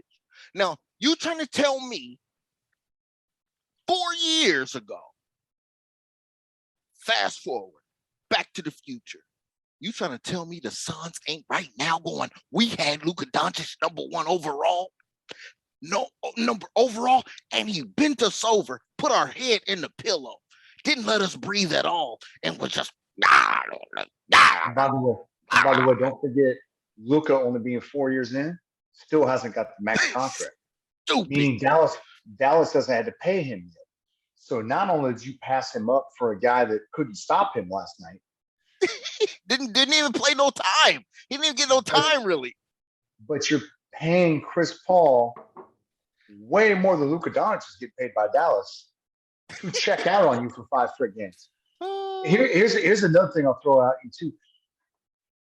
And I thought about this because you brought up the irony that Phoenix had a chance to get Luka. Number 1 overall. Number 1 overall, by the way. I mean, I was just throwing that out. Here's how badly Brooklyn scared Milwaukee. The last game of the season, Milwaukee's the 2 seed. Miami's already sewn up the 1. Milwaukee's the 2 seed. Boston's the 3. 1 game to play. Milwaukee chooses to sit Giannis and their starters because they don't want the 2 seed and have to risk playing Brooklyn as the 7 seed. Milwaukee lost the game. And they knew full well going in, if we lose this game and Boston wins, we drop to the 3, Boston gets the 2. Which at that moment, when they made that decision to not play their starters, they knew we want to lose this game to avoid Brooklyn. But if Boston beats Brooklyn for us, we'll have to play game 7 at Boston. If there is a game 7, guess what? That choice to avoid Brooklyn cost you game 7 in Boston. Yeah, these are the choices you make, okay? And I don't care. Insider information. Yo, shout out. Look, hey, shout out to everybody, on this show who be coming with that shit. Because look, dude, we just picked up 2 things right now. We just picked them up off the floor. Things that just rock this playoff series that happened a couple weeks back. It happened 4 damn years ago. Okay. You know what I'm saying? And everybody was highly upset for a minute. Or I know that the Trae Young camp, because he was like, oh yeah, Atlanta or Dallas traded their number 3 so they could move up to get Luka Doncic. So then I ended up going number 5 because that's where they swapped at, right? So they had that first series, their first little season they had together, they was going at each other. Okay, how's that working out now for Atlanta versus Detroit? Or I'm sorry, or Dallas. I'm sorry, or Dallas. Trae Young, who led the NBA in turnovers. Yeah, when we're talking about a 40-point smoke show, it didn't end up being 40 points. But I'm telling you, in a game 7, and it was the visitors that were smoking on the road. So it's what Coach Edwards said, right? You play to win the game. Hey. Why would you play to avoid somebody? You know what? You deserve to get bit in the ass later on. Straight up. If you play to avoid, doesn't that go back to all the fucking, what do they call the time off that they spend, like rest day or whatever? Like what the hell's the term, the NBA term? Oh shit! Why the fuck am I tripping off we of that? talked about yeah, we just Kawhi Leonard coined it. I know what you're talking. Yeah, it's damn. Oh my god! And you don't want to play. And by the way, that has hurt the NBA. And 100%. I don't even need to go back to MJ. I don't need to go back to MJ. No. Kobe. Yep. Kobe would have slapped the shit out of LeBron James for taking days off. We just talked about this last week. I'm telling you. Yep. Yeah. Not even a little bit. I don't even know where Kawhi Leonard is after he won that title for the Raptors. By the way, where's Kawhi Leonard been for the last? Where's he been the last 18 months? Because he barely played last year, and I know he's spending money out in the playoffs. Spending money, spending Clippers money. And by the way, Kyrie drives me nuts. And if I'm Brooklyn, I don't want to. I want him to opt out, so I don't have to pay him. But Kawhi Leonard doesn't get enough smoke. He should get the load management. Kawhi Leonard should get the same smoke Kyrie gets for being a terrible teammate. And look what he's done. Remember 100%. when they lost? Remember when they lost the playoffs to Denver in the COVID, the bubble? That was 3 years ago. And Paul George's famous statement, man, we didn't have any pressure to win this year. Well, there's always next year. Hey, motherfucker, it's 3 years later. You still ain't won. Yeah, now what? He out here managing loads. You know what I'm saying? He's out here managing loads in the middle of a circle jerk. Dude. Load management. And I know you already said it, and I know you guys already agreed. We don't need to go back to God forbid we go back to the MJ days and you try to tell MJ to load manage. Kobe Bryant, this is what kids today, when I have to hear about KD this, LeBron that. I got another name for you.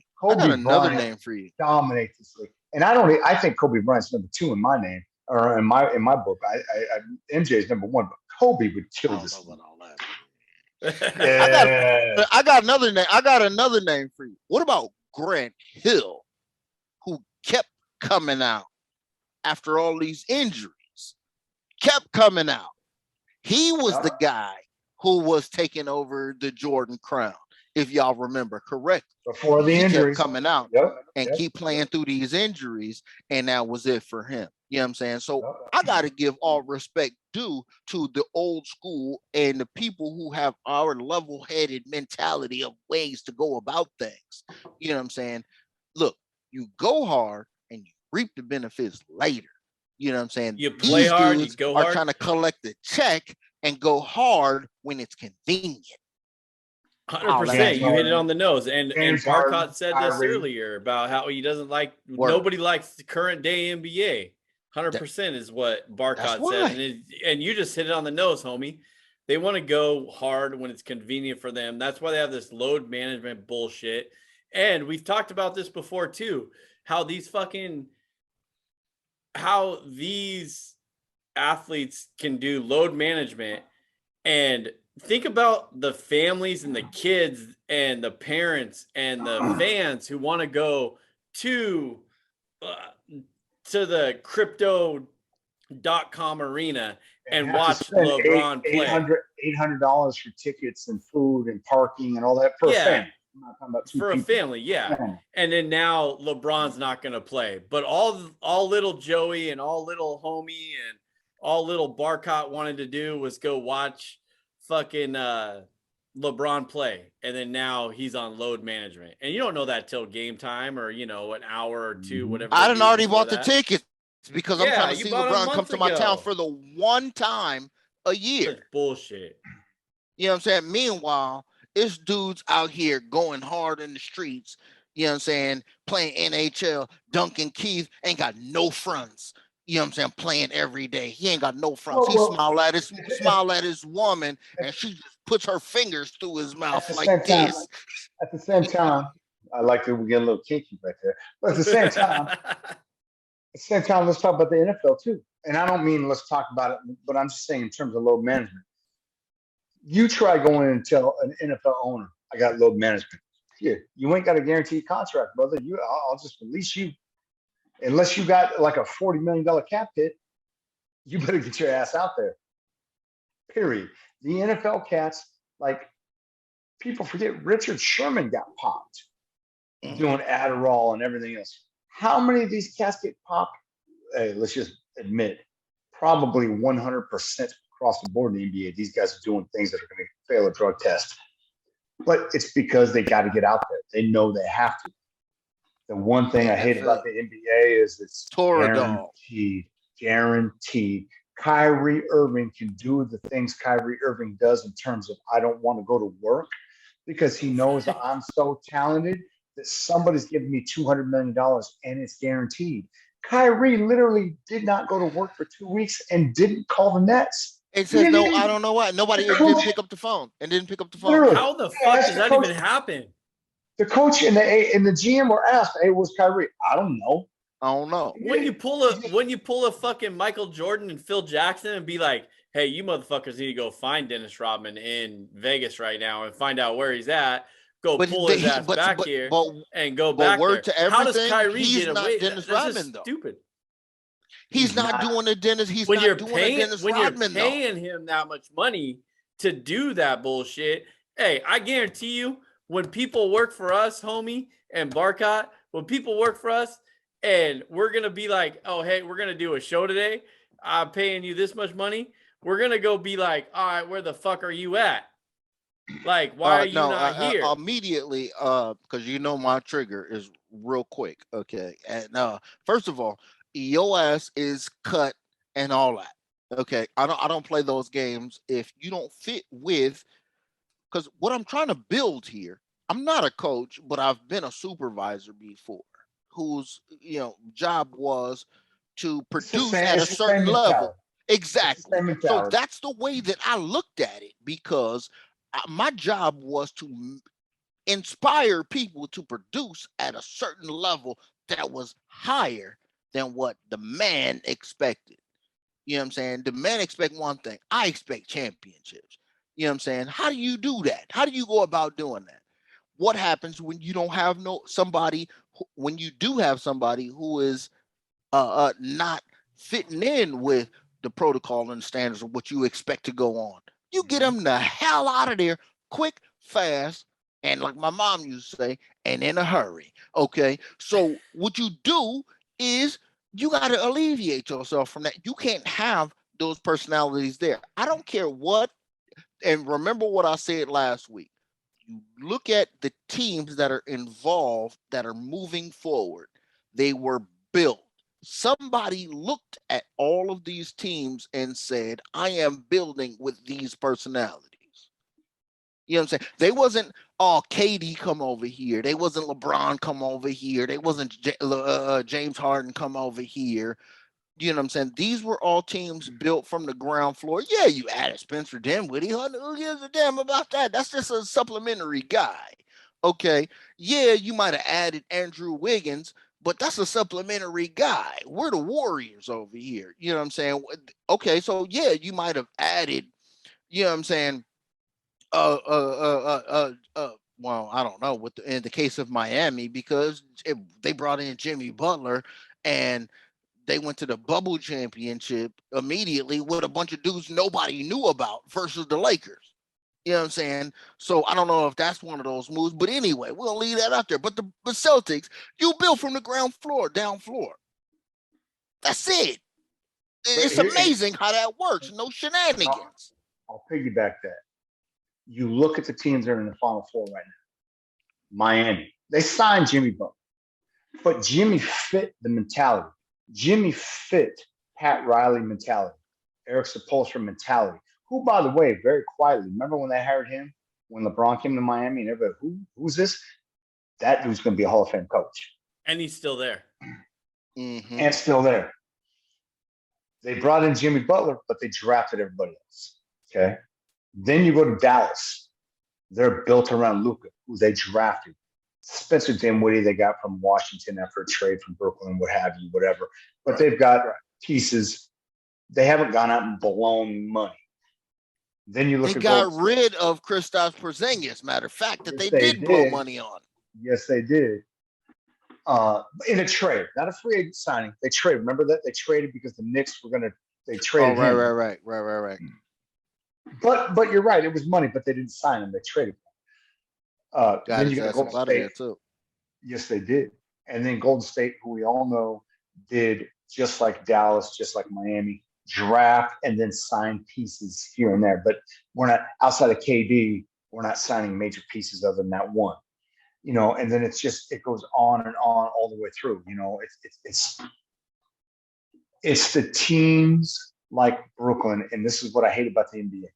Brooklyn, if you look back 3 years ago, pre-COVID, Brooklyn made the playoffs with Spencer Dinwiddie at their point guard and a bunch of nobodies. Sure did.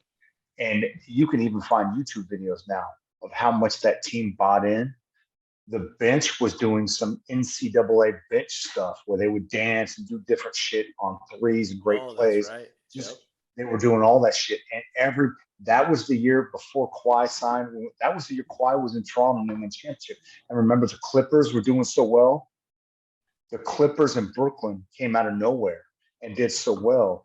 Everybody was so excited about those teams. Look where they're at now.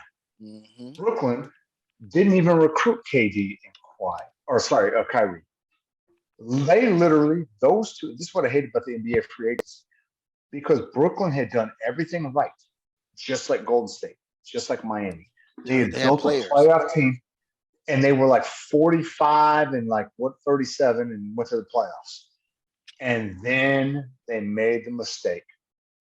They had no big contracts. So they had multiple max contracts. They wasn't trying to let KD go to the Knicks. That's what it was. Or that's what it was. Go to the Knicks. They didn't want one of those guys going to That's the what Knicks. it was. They knew they were building something special. And then what happened? They fell in love, like you just said. All of a sudden they became, we got to compete with this team. They made that mistake of, they got out of the game plan. You trust the process. You built the team. The Golden State never fell in love with, we can't let so-and-so get this player. They just went out and drafted and played hard. You know, Dallas has done the same thing. We can't let San Antonio so-and-so get this player. No, we just draft Luka and get. Miami never fell in love with, we can't let it. No, we'll draft and we'll sign. I'm trying to tell you. And then what did Brooklyn do? They fucked themselves. They had a great plan, and this is what I hate about the NBA. They didn't even have to recruit. KD and Kyrie just literally, they called, the GM even admitted them the day they signed. He's like, they called me, said they're coming. And obviously, as a GM, if two of the best players in the league call and say, hey, I'm coming to your team, you're not going to say, you're like Jason, as much as we love the Mariners, hey, if Mike Trout calls their free agency and says, hey, Dipoto, I'm signing. Don't worry about it. I'm coming. Is Jason going to be like, screw Mike Trout, forget this? He's going to be like, oh my God, we got Mike Trout. 100%. Same thing Brooklyn did. Same thing. And guess what happened? I've said multiple times over, like I said, if I could have the Lakers team that I had before LeBron got there with Julius Randle, Jordan Clarkson, Lonzo Ball, Brandon Ingram, all of these dudes who started to develop now for somewhere else, I would be excited even if I was barely making the playoffs because those are my guys. I'm not about this shit like that. And not only that, name a dude with the Pelicans outside of BI. Name a dude on the Pelicans outside of BI. Because we know Zion's not playing, so that doesn't even count.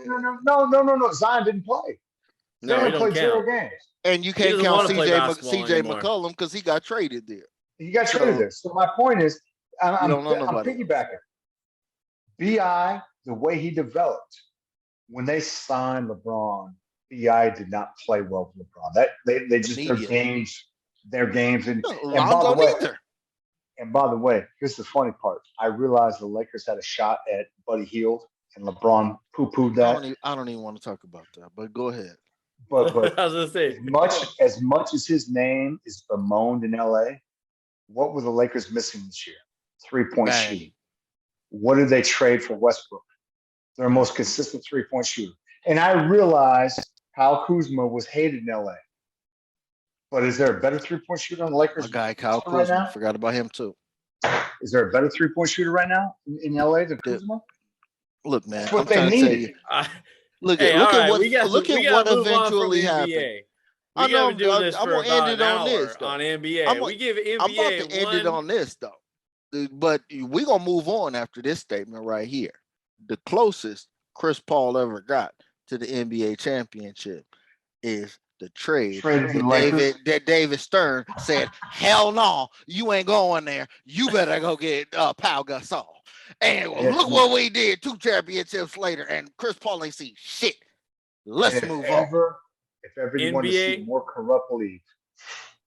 NBA on to the next. That was more than the 60-second. I don't know if I like I think I like NBA. I think I like the Big Homies NBA in 60 seconds a little bit better. Not during the playoffs. No, not during the playoffs. But you're right. We got the coach Barcot on here, so you can't you gets fired up. He loves the basketball. It brings him into his element. I love the tenacity and the bravado that Barcot brings in. So shit, there goes Jason with SAT words. Yeah, I'm trying to, I need a thesaurus up here. So let's get some fucking MLB action. All right, you motherfuckers. We've been sitting here. I don't know. This might be the 60 seconds right here, but go ahead. I know, because I just have to look at you. No. It won't be 60 seconds. Because even though I realize there's 130 games to go, I'm going to enjoy. Look at the heavy glow. 33 games. 100%. I'm not an idiot. I realize we got 4 more months. I know. But I'm going to enjoy 4 more months. I'm going to enjoy the first 6 weeks. The glow is real right now. I don't even know how I can look at both of you motherfuckers right now. The gloating is real right now. It's going to be brutal. But like I said before, June, July, August, September, same thing that happened last year when the Mariners started playing good. We're going to get there. But before we get into that, we have to talk about this tweet from Dave Tooley. For you sports betting aficionados out there. MLB faves lead 306 to 200 straight up, 60% on the season with 11 games closing to pick 'em.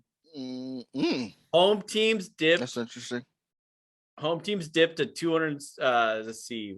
Home teams dipped to 264 and 253. Unders lead 264 to 228, 53%, down from 60% just 20 days ago. So the overs were hitting, and now the unders are coming back up. So bet the favorite is what it sounds like to me. Yeah, basically that's really what it is. You want to lay the juice on minus 160 and 170 and 200 to get a little cash, then I guess that's the way to go. But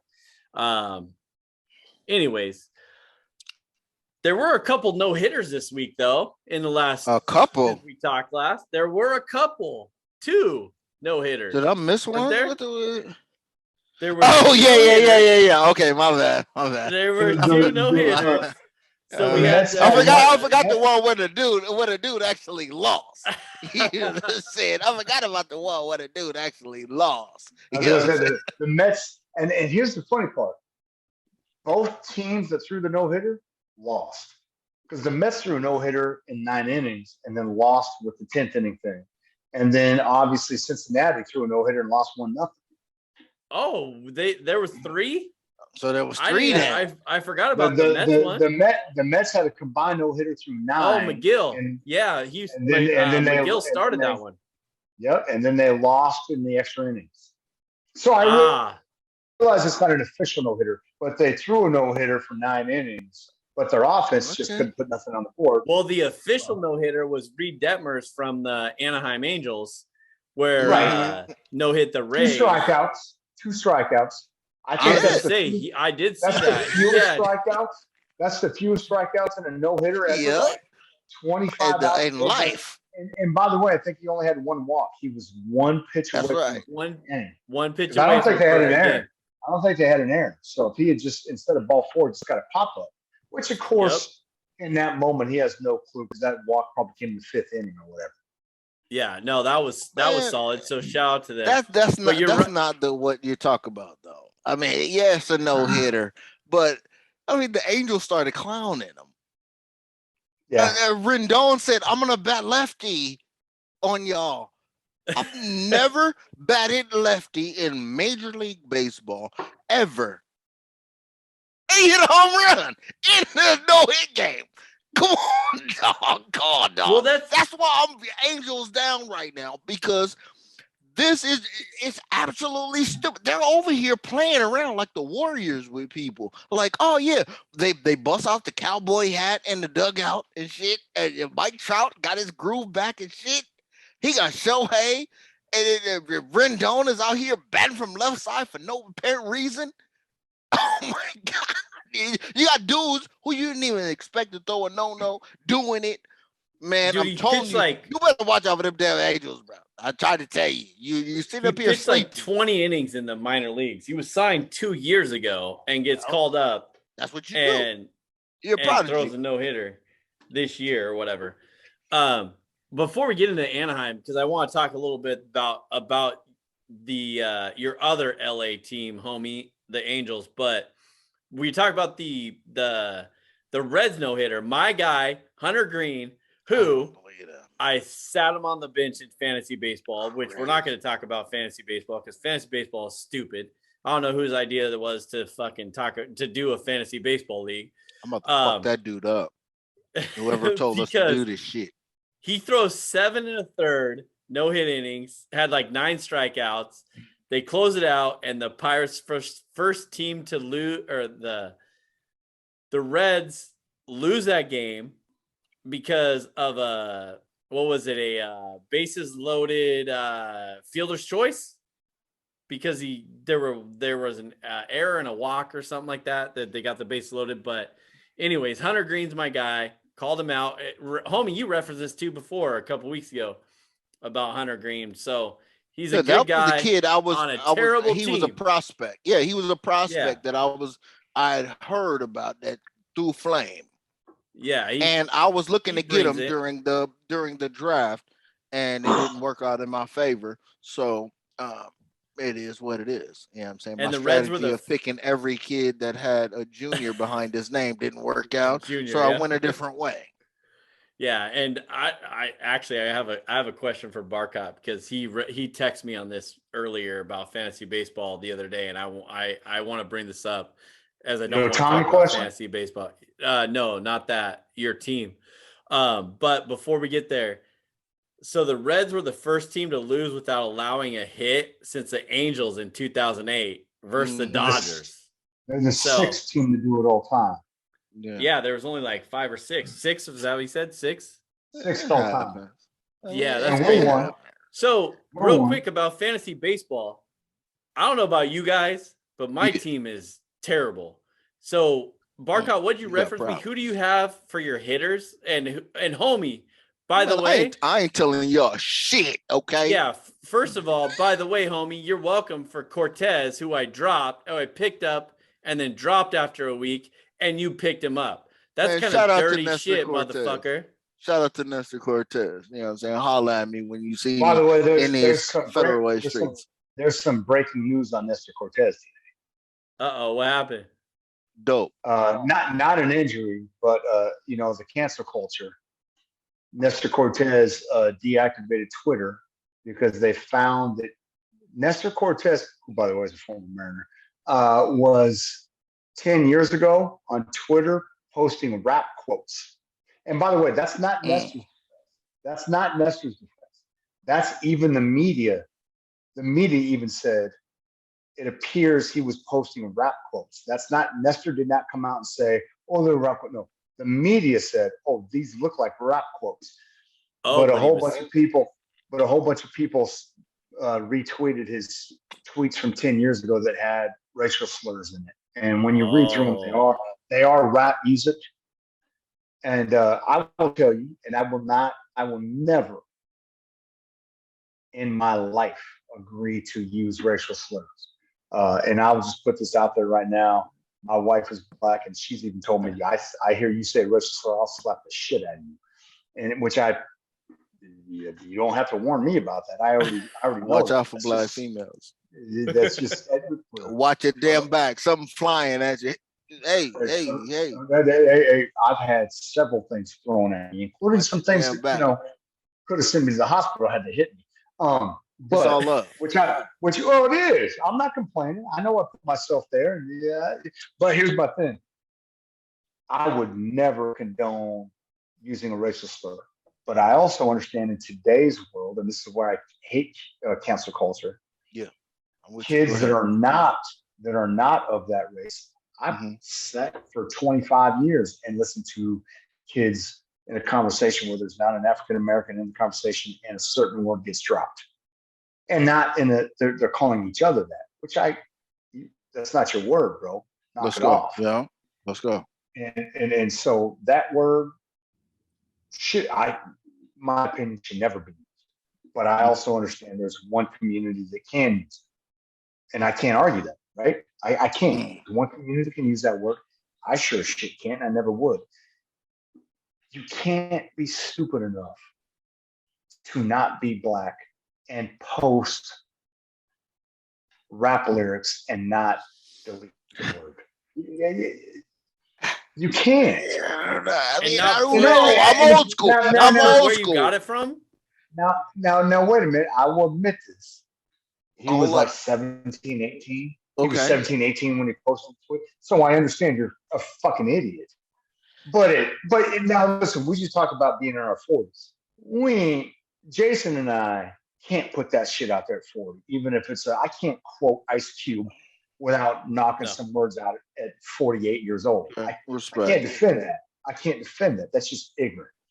At 17, and again, Twitter people forget Twitter was pretty brand new in 2012. And it was still pretty brand new. It was 3 or 4 years old. It wasn't brand new, but it was 3 or 4. It wasn't Facebook or MySpace by any means. No. And high school kids were still figuring dumb shit out. I can't stand the cancel culture. Like, this dude felt the need to cancel Twitter because he posted rap lyrics. I can't stand that shit. Now, granted, be smarter with what you do. But at 17, did Nestor Cortez think he was going to be pitching for the fucking New York Yankees? No. He wasn't dreaming big enough. Well, you know what I'm saying. Yeah, I'm all on Dave Chappelle's side with this shit, man. It's out of control. Let's understand you're bagging it. We all know we've grown. We all know we're different. You're bagging a guy at 28 for shit he did at 17. Really? What kind of shit would we have been in? Ask our bosses. Had Twitter been around when we were all 17? Dude, I'm a school teacher. Do I want people knowing what I would have said on Twitter if it was around when I was 17 and 19? Absolutely not. Hell no. Hell yeah. It was biblical back then. Yes, scripture. It was not biblical. The three of us can admit, we're proud that we were pre-internet. because of the shit people would have known about. You know what I'm saying? So the cancel culture's killing. I mean, he's posting rap lyrics. Did he have?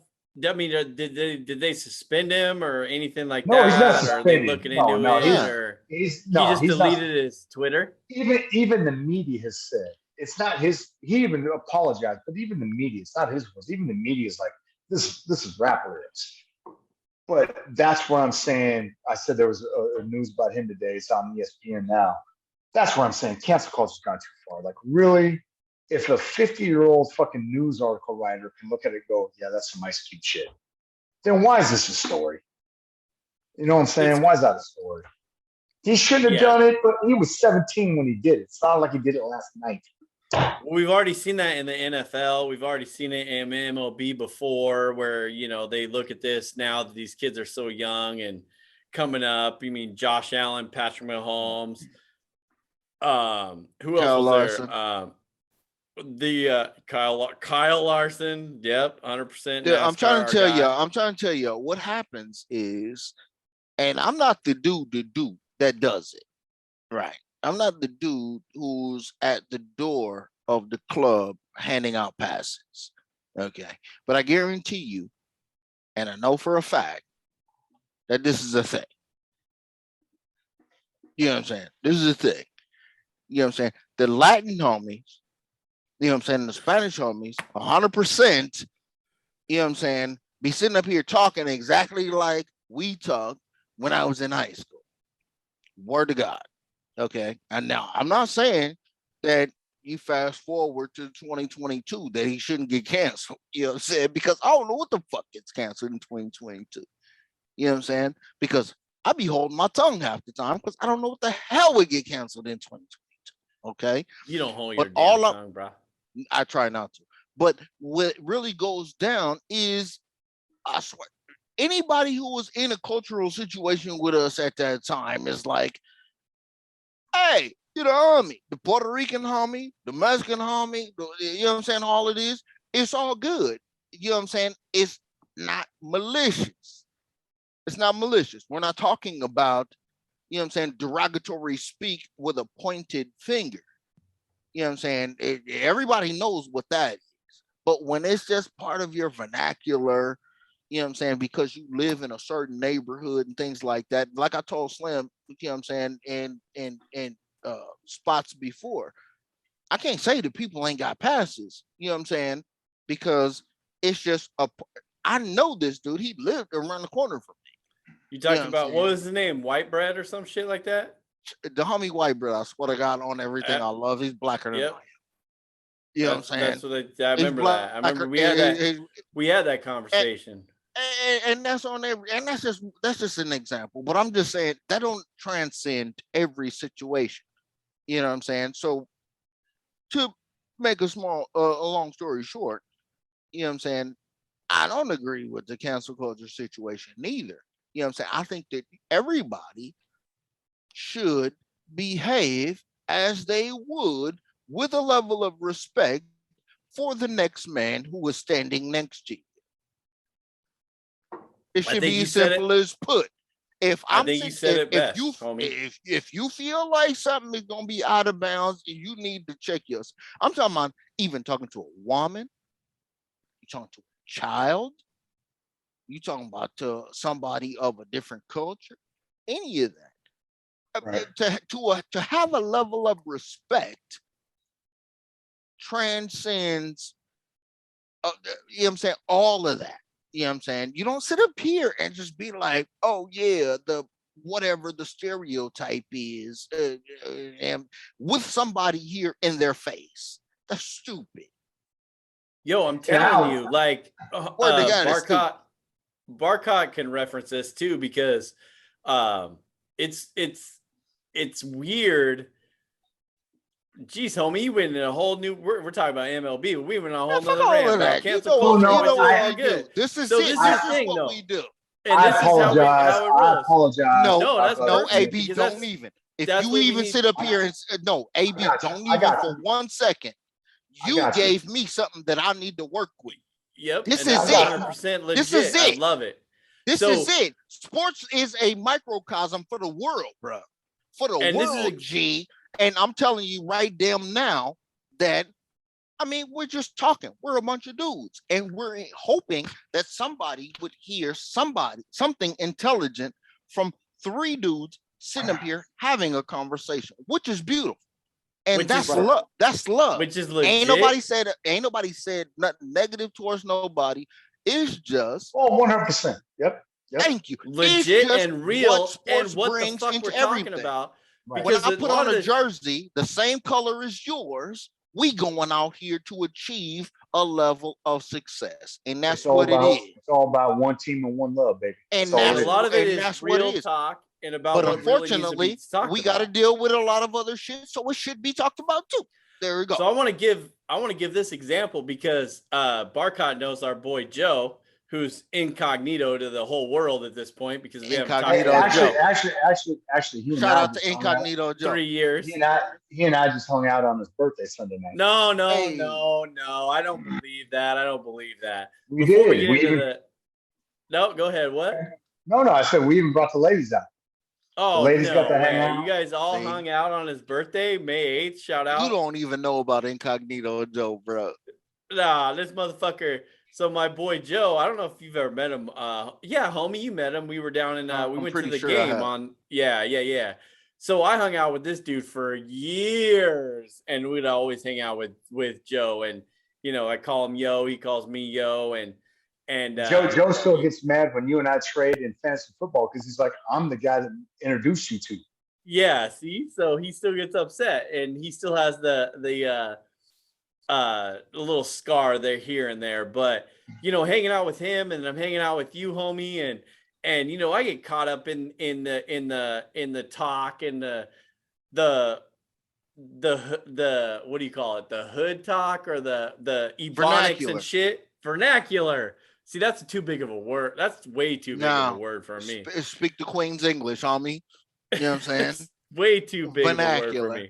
But exactly what you said, homie. You understand your surroundings. You understand what's going on. But you have to be able to understand, not understand what you're allowed to say because there isn't a allowance for that, in my opinion. You just know that you shouldn't say shit that shouldn't be said at that point.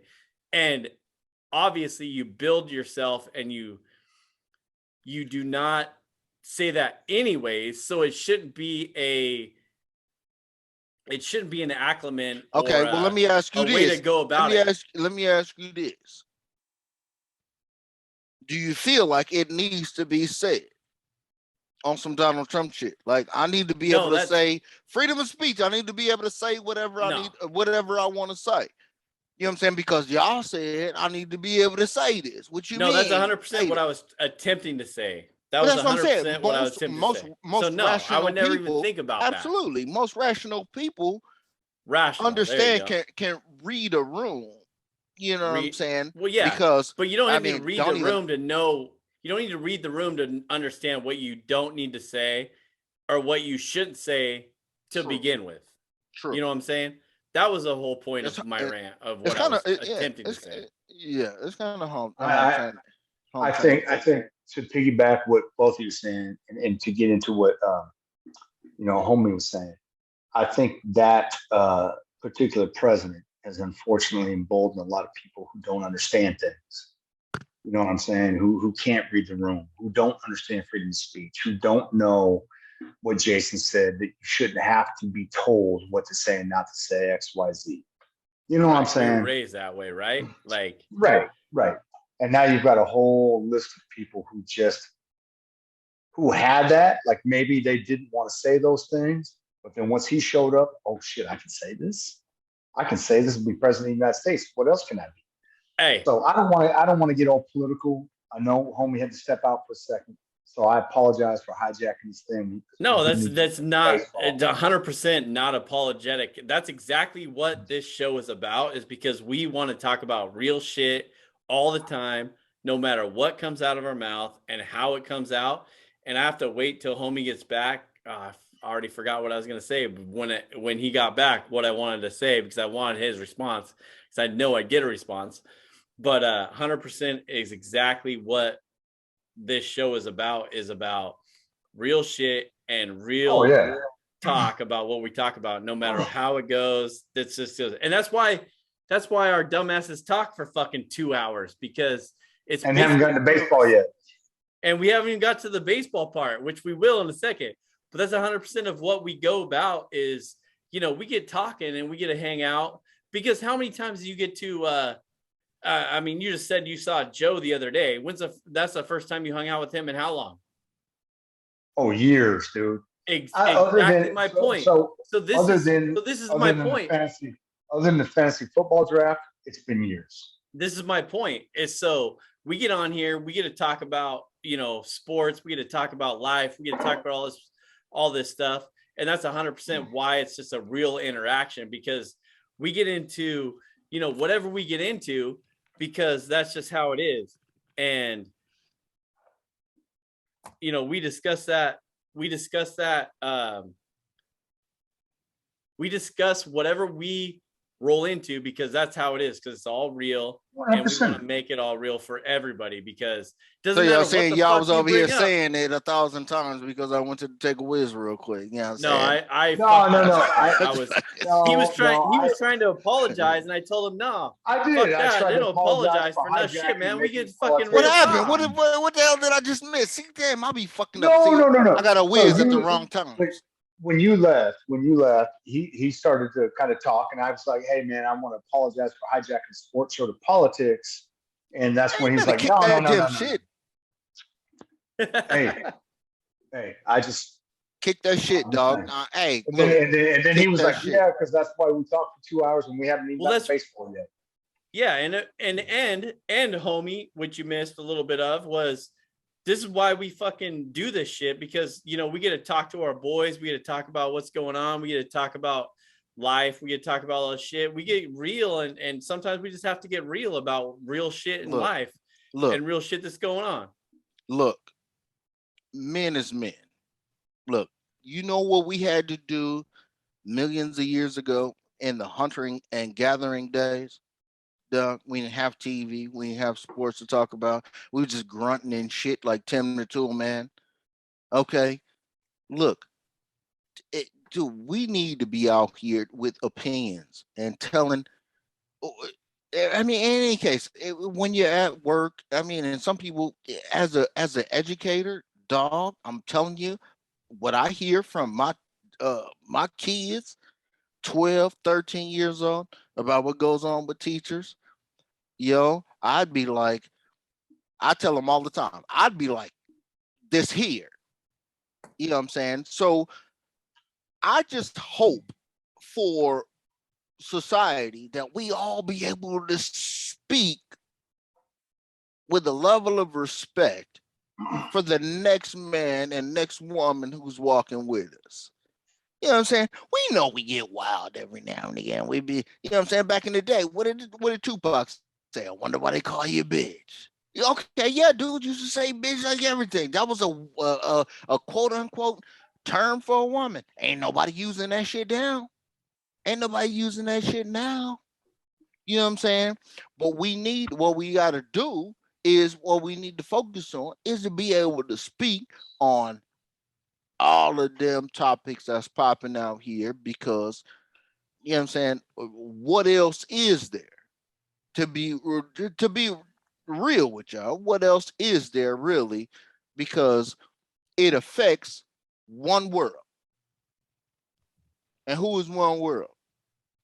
Ain't nobody different states. If you've been to a different country before, shit, it's one world.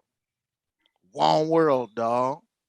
And shit, I appreciate all that shit. Yeah, it says sports is a relief for a man, regardless of color and then this kind of thing. You know what I'm saying? Sports is a relief for a man to have to think about a lot of the different shit that sometimes might not even come up. It's like a microcosm for, you know what I'm saying, for life as we live it. Like, you know what I'm saying, the struggle, you know what I'm saying, the camaraderie, you know what I'm saying, the you know what I'm saying, the goal, you know what I'm saying, whatever it is. That's what sports is. That gives us a breakaway from this real shit that's going on with the Illuminati or the man trying to keep us broke and this kind of thing and whatever.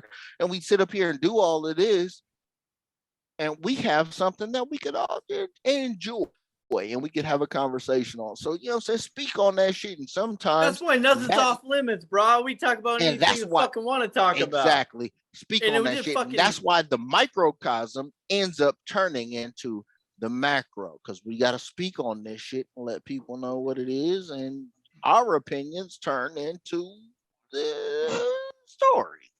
Yeah, absolutely, 100%. Where'd y'all leave off? So let's talk. So we'll get into Nestor Cortez. No. Let's talk. Yeah, literally, that's how this all started. How you started. Shout out to Nestor Cortez. One man. simple question. Shout out to Nestor Cortez Jr. You know what I'm saying? I asked one simple question: how I dropped Nestor Cortez after picking him up, and then after he had a good outing. I picked him up on a fantasy baseball. He went to shit that next outing, and then homie picks him up, and he's been solid since. So I was on a 2-game losing streak. Went into the rant about everything else. We went into cancel culture. We went into racial stuff. We went into all that bullshit, and we went into real talk about the boys just being boys. Which, by the way, I'm with a guy with a 1.35 ERA. I'm still waiting for you to explain how you dropped him after a shit outing. I know because I don't know because what shit outing did he have? The guy's like he's leading the American. That was the one where he went 4 innings, and then he went 4 innings out one game, and he gave up 2 runs, something like that, and didn't even last. So I had Hunter Green, I have Robbie Ray. That last outing was beautiful though. Oh, Robbie Ray in that 4.80 ERA. Hey, but he does have 5 wins. I don't know how, but that's how it works. All right, so let's talk about my Mariners. If we really want to go in there, let's just get into it right now. That's a because I already know where this is gonna happen and what's gonna happen. So I already told you. By the way, I'm gonna cut you off. Congratulations. Let's go. 101 Mariners just won their first road series last night. They are 7-12 on the road. Okay. Congratulations. I'm not congratulating them for shit. So, I've been hitting this mug up every week. I send him an update. Hey, you got 19 losses. Here's how many more you got till you pass 62. Oh, you motherfucker! Starting to piss me off right now. Hey, you know what? I would rather congratulate the damn Cincinnati Reds for not being. For achieving a fucking a participation trophy than these damn Mariners who's supposed to be doing something and dicking around leading and bullshit. Mets just lost their first series of the year to who? The Mariners. So the only team in baseball to not lose a series are the Mets, and the Mariners just rectified that. So we are on the up. Doesn't matter. What are we? 16-19 right now, and down 7 games 2-0. out. 7 games out. I know. We're going to talk about the Angels and the Astros here in a second, and we're going to talk about the Yankees, and we're going to talk about the Dodgers. However, y'all need to be scared. They sent Kelenic down, and in the move to Toronto, Kelenic hopefully is moving down. Of course, he's a Kelenic. Haniger is back soon. Like I said. We have a few months left to go, and that's where they got hot last year. Holy shit! Trevino just homered. Who? Trevino hitting 150 as a catch for the Yankees. They're up 4-0. He just homered. Jeez, dude, that's another one of those things I want to talk about because the Yankees are. I ain't gonna lie.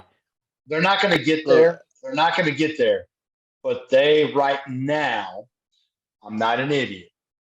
Right now, look at this face. Quit hijacking my fucking segment, goddamn it! Do you see the Yankees hijacked face? Don't the Yankees we hijacking the Mariners right now. We just chilling. We're gonna talk about the Yankees. I have respect for the Yankees. We're not going there right now. Go ahead. Talk about these Mariners. Go ahead. Talk about the Mariners. I'm watching updates. I apologize. Let's talk about the Mariners. I don't blame you. I respect for that. Let's talk about the Mariners. But we're going to talk about this. So let's go. The Mariners. Let's talk about that. I don't need the hype video from the hype homie right now. The Mariners. They're coming around. Suarez is a little disappointing at his 203 average. Winker's coming around, had a lot of fun in New York last week. So he's coming around.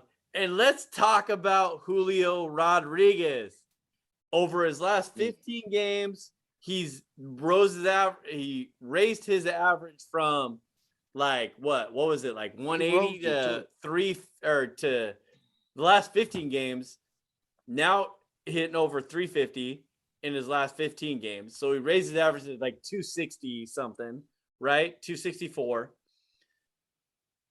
Not getting the shitty calls that he got early in the year, playing good baseball. We do need Haniger back, but let's see what happens in this series in Toronto. You're going against Kikuchi tonight, down 2-0 right now, which is amazing. I figured the Mariners would light Kikuchi up, which is still time. We can get there. But in all aspects of it, like we said before, rough month for the Mariners. They're going to be able to pull it out at the end. So they got Toronto, Boston, and then home against Oakland and Houston. Barcot, as we mentioned before, we have to win those in-league games, as we all talked about. You have to win those division games against Oakland and Houston. That could be the game changer, in my opinion. Not a game changer, but I know Oakland's rebounded, but Oakland's coming off a recent 8-game losing streak, so you do have to win those games. So you have to sweep. You have to. When I said this, and I think you and I talked about this. I think I brought this up when Homie was not here, and I had made that comment when the three of us were here, and then I looked it up, and when you and I did that podcast, Tampa Bay, when they won 100 games last year, and like I said, I rewatched our podcast because I wanted to see how wrong we were. Not you guys, but me on our projections. All of us. I'd be wrong all the time. But I had made the comment that when you were getting heated about the Mariners winning 100, and I said, well, Tampa probably went 18-1 against Baltimore. They literally went 18-1 against Baltimore last year. I mean, you have to do that kind of stuff, and then you have to pick off not 18-1, but you do have to go like 11-8 against a high winning team in your league, right? So 100%. Anaheim or Houston, you got to go 11-8, right? So like the NL West, right? And I'm not trying to change this up, but the San Diego, and San Francisco all have 20 wins right now. So, right. And that's in the same division. None of them has 25, but I mean they all got 20. This guy. You said your boy Robbie Ray gonna win 20 games. I did. He's at 5. He's at 5 right now, isn't he? By the way, I think it's like 4 or 5 or something. I don't know how he's at 5, but he's at 5. Homie doesn't know this. They score runs. They score runs when Ray pitches. No, wait a minute. He said, "I don't know something." When Garrett Cole started off 0-0 in 3 starts with 11 and third innings, pitching a 6.35 ERA. Somebody sent me a text with his stats, pimping Robbie Ray how bad Garrett Cole was. Yeah. And now I believe Garrett Cole is 3-0 with a 2.9 ERA. He got that spider attack back though. What a shock that Garrett Cole turned shit around. No one thought Garrett Cole was going to turn around. Meanwhile, Robbie Ray is still, sitting around a 4.90 ERA. I'm just saying. How does the Mariners? What are your thoughts on the Mariners pitching staff though? I mean, you have this shit. No, they're not. You got multiple dudes that are 1-4, 1-5. Yeah, but you got Flexen, who's pitching tonight, who has like a 4 ERA, but doesn't give up. I think he's already given up 3 runs. Oh shit! Did they get another one? But he can't get any run support. You got Logan Gilbert, who's lights out, and I had it up here in a second. Logan Gilbert, and then you got how do I win the game Kirby if I got run support? I know. As I'm telling you, they got the Felix Hernandez shit going on right now, and I don't like it at all. But the pitching staff is good, and you just have to get. I think they did the right move with Kelenic being sent down. Hopefully, that means that either Kyle Lewis or Haniger is going to come back from his injury. He's been out for like 2 weeks already from the ankle sprain. So we'll see what happens there. But this team is going to be okay because they're going to make a run just like they did before. My problem with that is what the hell is going on with Anaheim and Houston in the West, in the AL West? That's the issue right now, right? Because you have the Angels being healthy, right? You have the Angels being healthy. Like they wasn't saying like they haven't been. Wait a minute. They haven't been in the last few years, and that's why they haven't been as good. Here? But now they're healthy. So, but they are still a surprise because Ohtani isn't gonna last all year. You're sitting up here tripping off the Angels and the Astros doing what they would expect, what they were expecting. No one expected. And then now the Rangers, now the damn Mariners, are not achieving what you thought that they were gonna do. Hey, we're going to be the silent assassin, just like I referenced to earlier. There is no problem with the Angels and the Houston Astros. They are pretenders, or as the NFL they like to call it, pedestrian in the AL West. Here's my question. Do you have a Justin Verlander-esque pitcher? Justin Verlander is garbage. He's got a 150 ERA. He'll go 8 innings though, and he's coming off that Tommy John though, right? He went to Seattle and beat you guys 11-0. I know. I don't remember that at all. I forgot. I do. So, and then do you guys have a Yordan Alvarez in your lineup like Houston? That guy is worthless. He ain't got nothing on. He ain't got nothing on Julio Rodriguez, who's got 2 home runs and he's balling out. Here's my point. Do you have a lockdown starter like Verlander? Do you have a home run hitter and then when you look at Anaheim, do you have a starting pitcher like Ohtani or anybody else? And then do you have Ohtani isn't going to make any more starts this year. He's done. Oh, okay. Yeah, he's done. Oh my God. Yeah, that's what I'm saying. And then by the way, and I want to hear about Julio Rodriguez when I say the name Mike Trout. Do not put Julio Rodriguez's name in the same fucking sentence as Mike Trout. Hey, if Julio Rodriguez got the calls that Mike Trout gets, then yes, there would be a Julio Rodriguez and a Julio Rodriguez reference. Trouncing through the dugout with the cowboy hat on because I did something. You know what I'm saying? He's not doing that. Julio Rodriguez does not have the talent Mike Trout has. You know this. Don't be that homer. You don't know this because it's his first year. We have plenty of time to roll through the that. Same amount of talent to dig sunflower seeds out the bag. Where is the what did I have the team ERAs?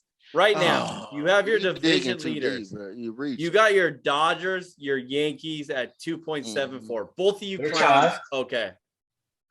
Both of you clowns. We're clowns. We're clowns because our pitching staff gets people out. And Houston, LA. Shout out to Walker Buehler. In the same division as the AL West, in the AL West with the Mariners, the Houston 2.91 and Anaheim 3.17. They ain't going to be able to hold that up all year. Just like last year when the Mariners had the best bullpen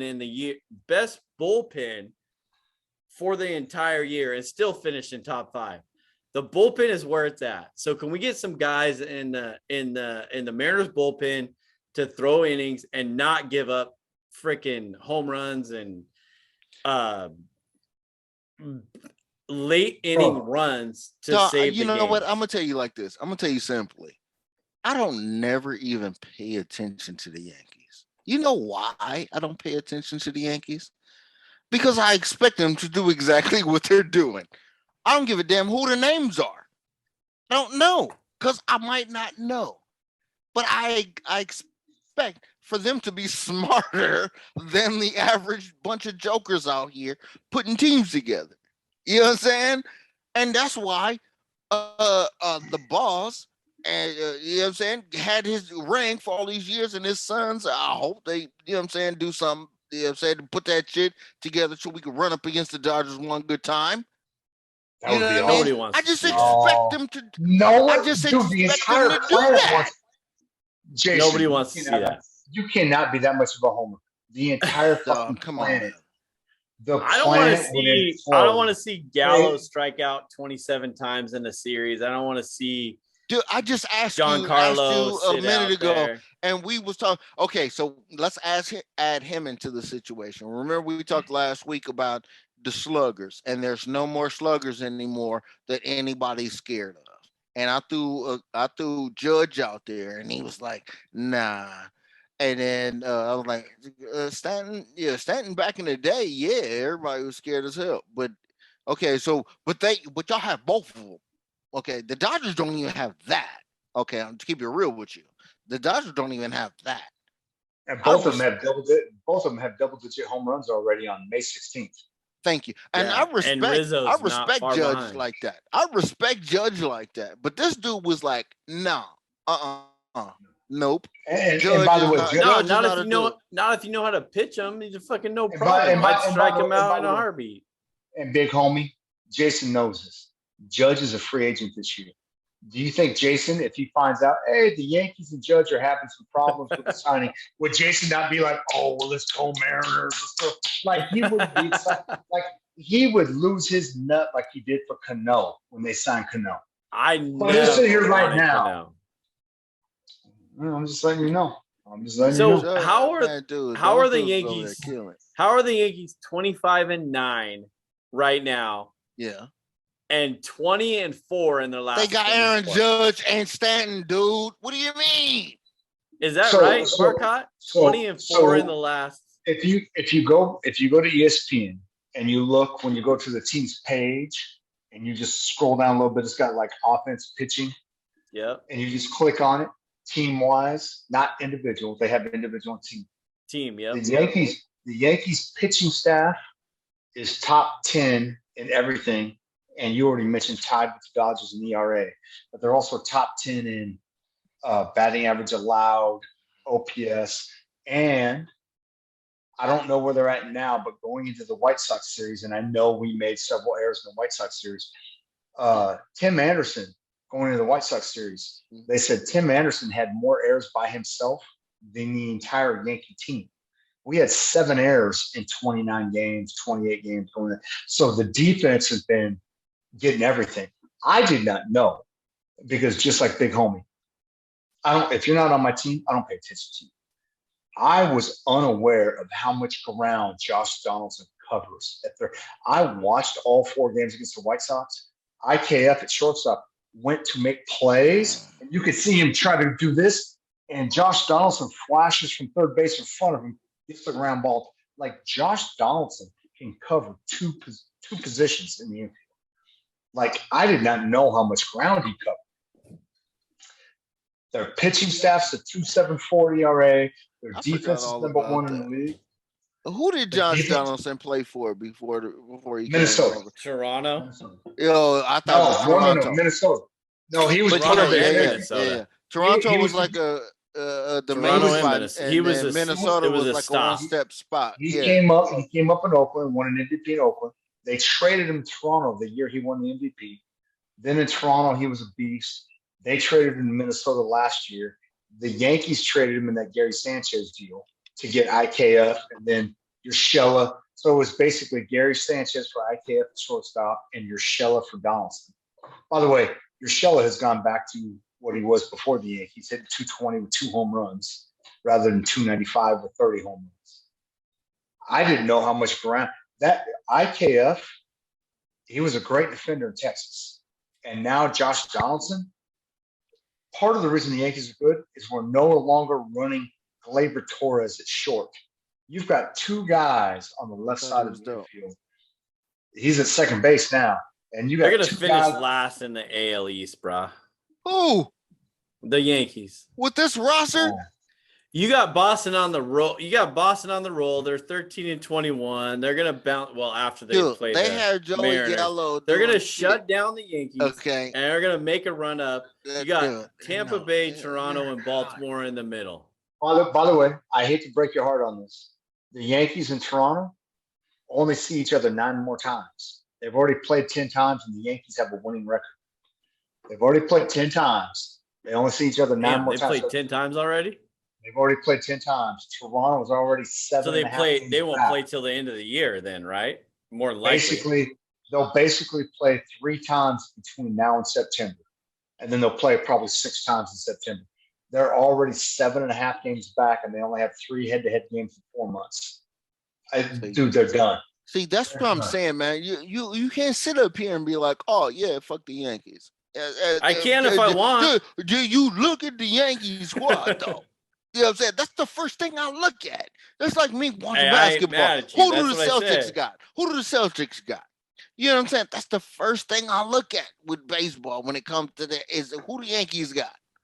And I'm trying to tell you, you got to have a level of respect for what's going on over there because I have no respect for Barcot or the Yankees. All right, well, Jason is assuming it's the early 2000s, 1998.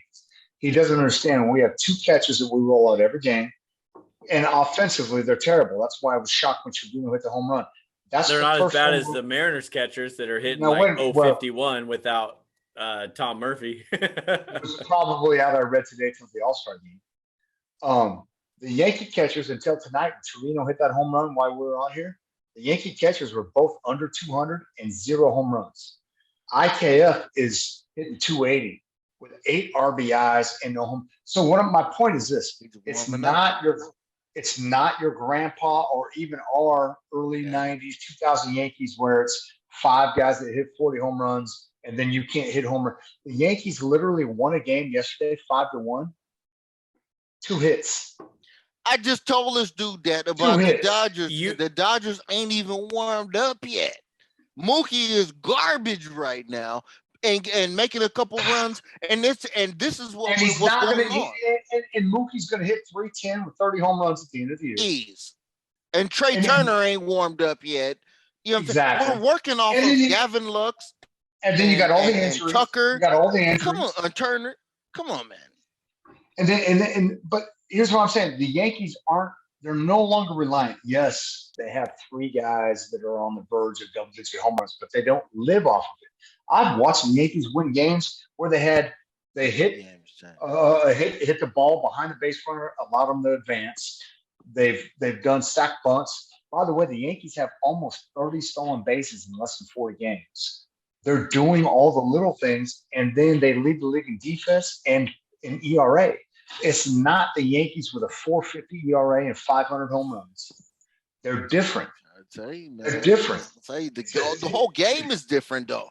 You know what I'm saying? We just talked about this last week, and we're talking about, dude, the big boppers. Almost fell over. We look at, and we talked about the Yankees, and I brought up Judge and Stanton, and he was like, nah. And then I was like, okay, well, if they don't have one, then it's got to be Vlad. The Tampa Bay don't have one. The Dodgers, if Bellinger's not hitting, he ain't a bopper. The Machado ain't a bopper. Tatis. Are you asking Barcot who he thinks is a scary hitter in the MLB right now? Okay. Yes. So who was the guy you most scared of in the lineup? Oof, that is tough. Who's the cleanup hitter that a pitcher would be scared of with the biggest reputation? With the biggest reputation, you scared? Yeah, of. we hit Judge, we hit Stanton, I guess, in a way. Bellinger when he's on. Stanton's getting hot, but he's and then Vlad, we hit Vlad, right? Vlad's anybody we were missing. Well, Bryce Harper right now is one of those guys. Chris Davis. No, nobody's scared of him. He hit 50 home runs, though. I got to tell you right now, So, and Jason's going to hate this because I went through fantasy baseball stats last night and looked at everybody's leading scores. Last week, Ohtani, but that because he also got the pitch. But behind Ohtani was Stanton and Judge in points scored in fantasy baseball last week because they're hitting, obviously. It could change next month. Bellinger's going to warm up. Yelich just had a hit for the cycle for the third time, which ties him for the record in the history of baseball. Bellinger's right now. Don't forget about Winker. Don't forget about Winker and Suarez too. They're gonna. There's nobody in the man. You're tripping. You gotta realize. So if you were to say right now, today, May 16th, 2022, I'm not saying end of the year. I'm not calling MVP. I'm just saying right now, today, you'd have to go with Judge based off what he did last week. And he hit a walk-off last week. He hit another big home run in Chicago. I mean, right now, today, he's the scariest guy. Today. There's no guy. There's no guy. We're not scared of Albert Pujols no more. We're not scared of damn it. I'm looking through I'm just looking at teams. That's all I'm looking at is team. We're scared of Miguel Cabrera because he's batting fourth now. You know what I'm saying? Buxton? No. I'm talking about the dude who's notoriously batting fourth or fifth.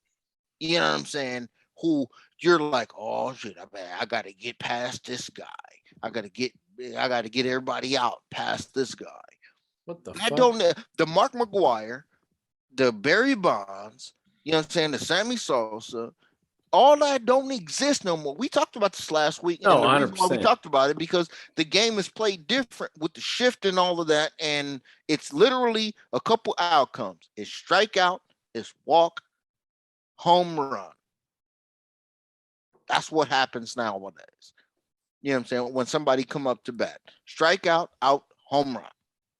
Well, especially when the whole league's hitting like 230 or whatever. It might be 235 now since it's kind of went up the last 2 weeks. I wish I could think of a dude, but I think it's Judge or still, even Stanton with 2 years of being garbage, I would sit up here if I'm on the mound. I'm going, oh shit, Stanton. You know what I'm saying? But a new school guy, it's only Vlad Jr., I think. Go ahead. People forget how young Stanton is because he's been in the league forever. He's only 32. They forget the Marlins brought him up at 19 and he hit 27 home runs as a rookie at 19. He's just surpassed 350 home runs at 32 years old. Now, that's not record-setting by any means. A-Rod and those guys had right around 390, 400. So he's, like you just said, he had those 2 wasted seasons, the COVID year and then the hurt year where he only played like 10 games and hit 3 home runs. But he's 32. And if the Yankees want to, they can full-time DH him. That guy could still hit 600 home runs. He's 32 years old. I mean, that guy's he's a guy to be reckoned with. And by the way, he's got another hit tonight. He's hit 296 right now. And people forget, last year he finished at 285. And by the way, look what he's done the last 2 postseasons. Granted, the Yankees only played 1 postseason game last year, but he doubled and homered. And then the COVID postseason, he hit 6 home runs. So the guy's been on fire in the postseason for the Yankees. He's starting to build a resume. So when we talk about the fearless hitters or fearful hitters, right? We talk about these guys and no bonds and all that.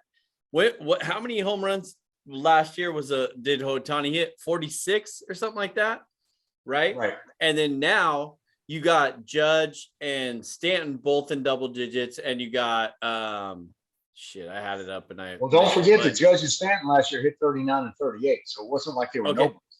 Right. No. My point is that now I heard that they're changing the baseball again right now because as we referenced to earlier, the unders were at a certain point like 60%, and now they're only up to 50, or now they're down to like 53% in the unders. Is that what I said?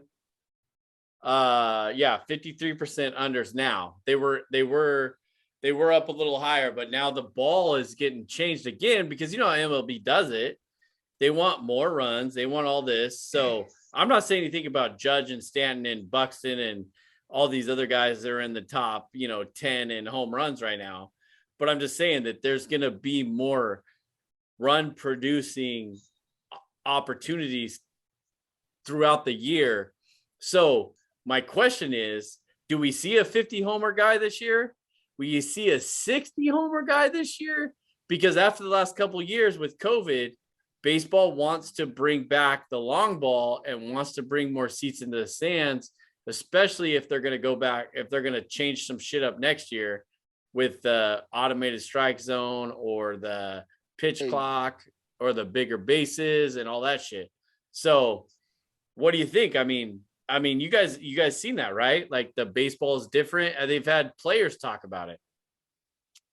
I don't know about 60. 50 maybe? I think I've always thought that 50 is achievable if that's we're not going to see players hit 300, and we're not going to see players hit Tony Gwynn numbers, TG numbers, RIP TG, 390 or whatever, and strike out one time all year. Nobody's that dedicated to play like TG, bro. Nobody is that dedicated except for Ichiro. Ichiro's the last person who I felt like who just wanted to get on base. Okay, like I don't give a hell how I'm about to get on base. But see, the game has changed and everybody's swing has changed. Everybody's swing comes with the uppercut because of the three outcomes. There's walk, strike out, home run, right? And that's literally what it is anyways. Outcomes. Yeah, you're going to get that either way, especially right now with the everybody hitting 230 on the year. So, I mean, the way that I look at it, I mean, that's why I asked the question last year, because I go, well, what brings baseball forward in terms of eyes? And, where's the big guy? And I go, I always look to New York and LA first, because that's where the media is. And I go, dude, come on, man. You can't if you hate on Aaron Judge and the All Rise, you're a hater. If you hate on Aaron Judge and the All Rise situation, you are a straight hater. You don't even want baseball to succeed then, because that is the catchiest shit that we done had in a minute. Okay? Really, word on everything. It should be major spotlight. And I just hope that he just keeps producing, because when he was them first couple of years, when it was All Rise and people was in them Supreme Court judge outfits in the damn stadium at Yankee Stadium with the wigs on, I was like, oh, okay, Yankees done found them something. We got to do something about this over here on our side. I just find I find it hard to enjoy a Yankees home run and not being a hater. I would much rather see Paul Goldschmidt hit 12 home runs right now and be excited about baseball than watching Aaron Judge or Giancarlo Stanton, because their swing is terrible and they have no idea how to hit a baseball. As I hold this, that's like right me here. Sitting up here. That's like me sitting up here having an argument about Larry You're telling Bird's me stroke, that Aaron Judge and Giancarlo Stanton, it is not even traditional. It's just a terrible string. I can't even show you right now because I'd hit my computer. Barcot, he's 6'5". Giancarlo Stanton's swing is garbage. That's why he can't hit anything but a fastball. Just like Joey Gallo can't hit anything but a fastball. But when he does, wait a minute. Go ahead. Speak on this Yankee situation. Joey Gallo can control Bryce Harper's swing. I would take Bryce Harper to hit 50 home runs and be excited to watch it. By the record. No, he is. I anonymous. He is. Absolutely. Joey Gallo is mad disappointing. He's every year. What the fuck are you talking about? No, he was cool. He was a productive individual. Come on, man. He is disappointing to a Yankees. Tripping. No, Man, come on, man. Look at his stats. He's when you disappointing strike out to a Yankees roster. times in 100 at bats, that's not productive. Man, come on, man. Tell me how you feel about with the Yankees roster. So I'm just saying. Anyway, no, you're being a hater, man. I no, with Anonymous, I agree. Not being a hater. Gallo, I'm just telling you. Gallo has been 100% disappointing, but you cannot say, Jason, that the guy just swings and misses. He controls the strike zone. He strikes out a lot. 100%. Gallo or Giancarlo? Gallo. You're talking about Joey Gallo. That's the third guy they got. See, you ain't even paying attention. They got guys over there. Well, I just mentioned all three of those guys that are garbage, and I understand. That's why I just wanted to clarify. Judge, I hate to break your heart. Judge has never Judge is hit. Good. He's never hit below like 260 in a year. So as much as he may swing and miss, I'm okay with Judge. He does not hit he's not that guy hitting 40 home runs with a 235 average. Okay. Joey Gallo, and I know his average sucks, and I know he's a swing and miss guy. But Joey Gallo also there was a year in Texas where he led the league in strikeouts and led the league in walks. That's what I'm saying. Yes, he swings and misses, but he understands the strike zone. Just because he swings and misses doesn't exactly. He's not going to chase. But again, he knows I'm not here to hit singles. So I'm going to swing for the fence. And that means I'm going to swing through a lot of pitches. But he's not going to swing at a shitty pitch that's 2 feet off the plate bouncing. And we've all seen guys do. Miguel Sano, that's a shitty hitter. That's a shitty hitter. He opened the season 0 for 19 with 12 strikeouts. That's a shitty hitter. And you want to know how he's a shitty hitter? Names. Remember when he was in the home run derby with Aaron Judge's rookie year? When's the last time anybody cared about Miguel Sano? He's in the minor leagues right now. No, he's on the IR, isn't he? Well, he also got sent to the minors. Gallo, even though he swings and misses, has not been that guy. Like, he has been consistent. People know what he is. So it's one thing for you to say he's garbage, and I understand that because you guys don't go to the playoffs. So when he knows what he is, and homie knows this, Bellinger has not been good for a while. Bellinger has not been good 41% strikeout ratio. What are you talking about? Gallo. Whose number is that? Gallo. But here's my point. As a team, when you know who your guys are and you can build around them, then it's okay to have that guy. It's okay. Look at the Dodgers. Bellinger is not the guy he was 3 years ago, but guess what? They still compete because they understand how to build around Bellinger. And God forbid Bellinger comes back. Holy shit, they're lights out. That's your ass. But because they built around him knowing this is what Cody Bellinger probably really is, now we can compensate if he falls off, just like a Joey Gallo. Do you really think that the Yankees went out and got guys? You're telling me you wouldn't take anybody other than Joey Gallo in left field right now? Plus, he sucks at defense. No, he's not. That's the guy you got. He's not. It's the guy you got. Joey Gallo up. Joey Gallo is one of the best left fielders in baseball. They talked about that when he got traded. He's one of the best defenders. They are not talking about Joey Gallo being the best outfielder in baseball. Explain to me compared to anybody else. Explain to me why he starts in left field every day and there's a number one defensive team. Because they don't have anybody fucking else. That's why. Not when you're number one in defense. Are you going to put Miguel Andujar out there, who's played 2 games? You're going to put I hate to break your heart. Go look him up. He's a better left fielder than your left fielder. No, that's not better. True. Yes, he is. Go look him up. I don't have time. For all that. He's won awards. Well, I don't have to look it up because I can tell you he's won awards as a defensive player. Joey Gallo, but not in the last 3 years. Yes, he has. That's why the Rangers traded him, and that's why he lost. The Rangers were looking.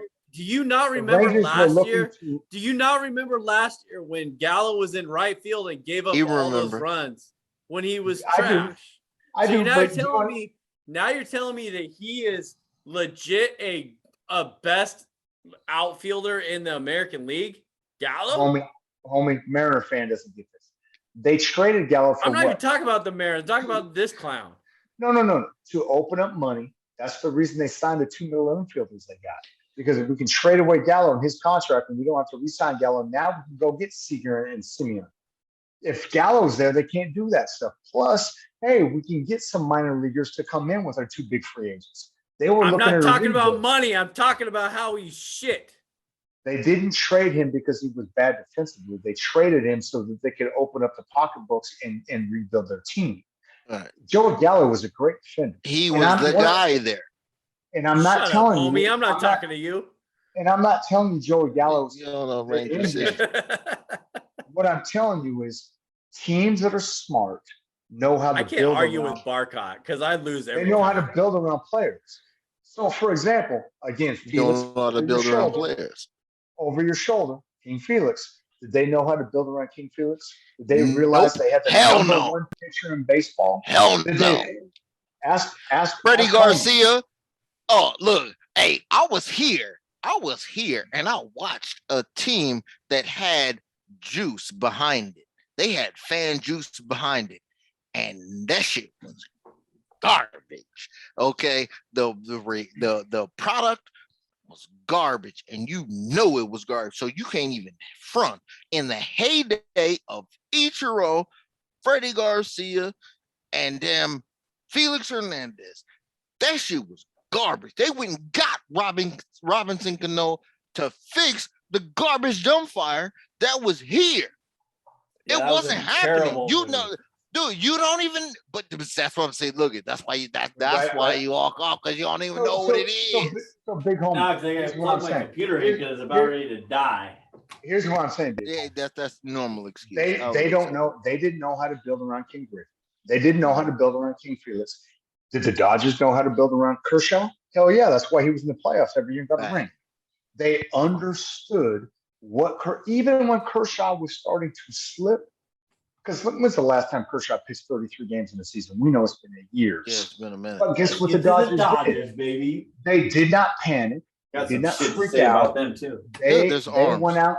They went out and understood how do we build around him because he's a stud, and we know he can't be a stud for 33 games. But hey, for 12 games, he's lights out. Now, how do we build around him? As long as it's not in the playoffs, so that we're ready for the other 21 games. You have to know who you are and how to. That's why the Yankees went out. That's why they gave up on Gary Sanchez because we can't have Sanchez and Gallo. We can't have 2 dudes not doing it at the plate. Yeah, that's why they moved Torres the second because they understood he's a great talent, but he can't be put in a position at shortstop where he doesn't have the range or the arm. Put him at second where the hardest throw he's going to make is to first base.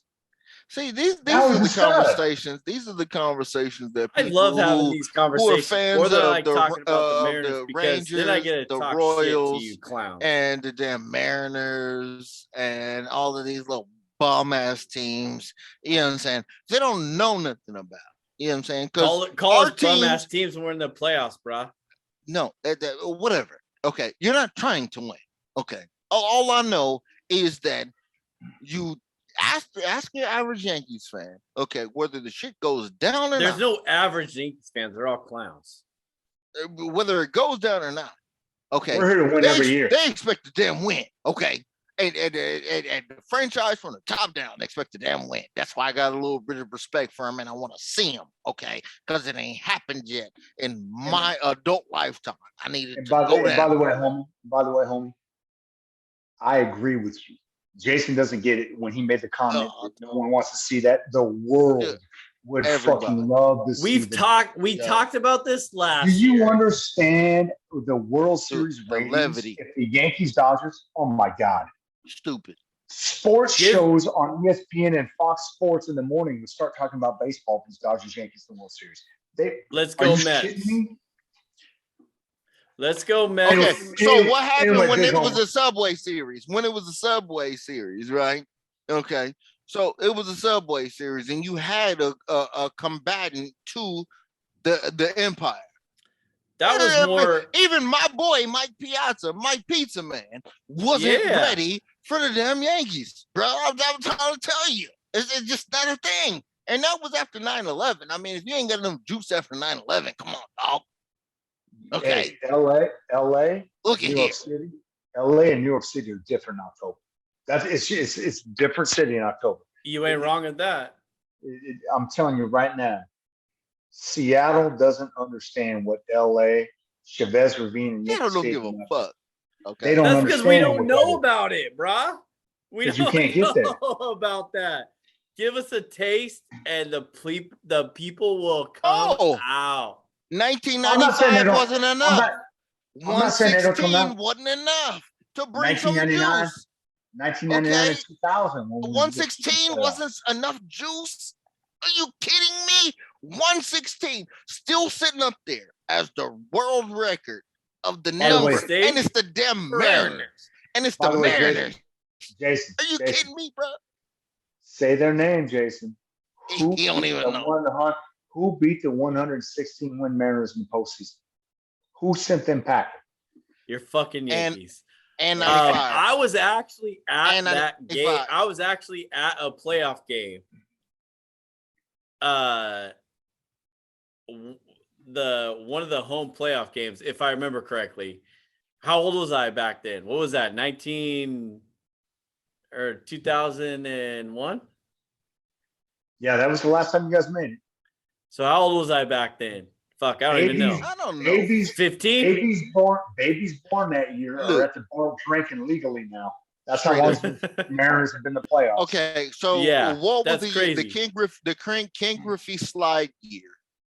That was 95. Not versus the Yankees. Was it? That was 95, yeah. Jack McDowell, 95. Okay, my bad. Okay, so 95 so it's Bull. Last year's they beat the Yankees. That was the only year they beat the Yankees then. I thought that they had won. I thought they had lost against. Well, that the game Yankees went. That series went to 5 games.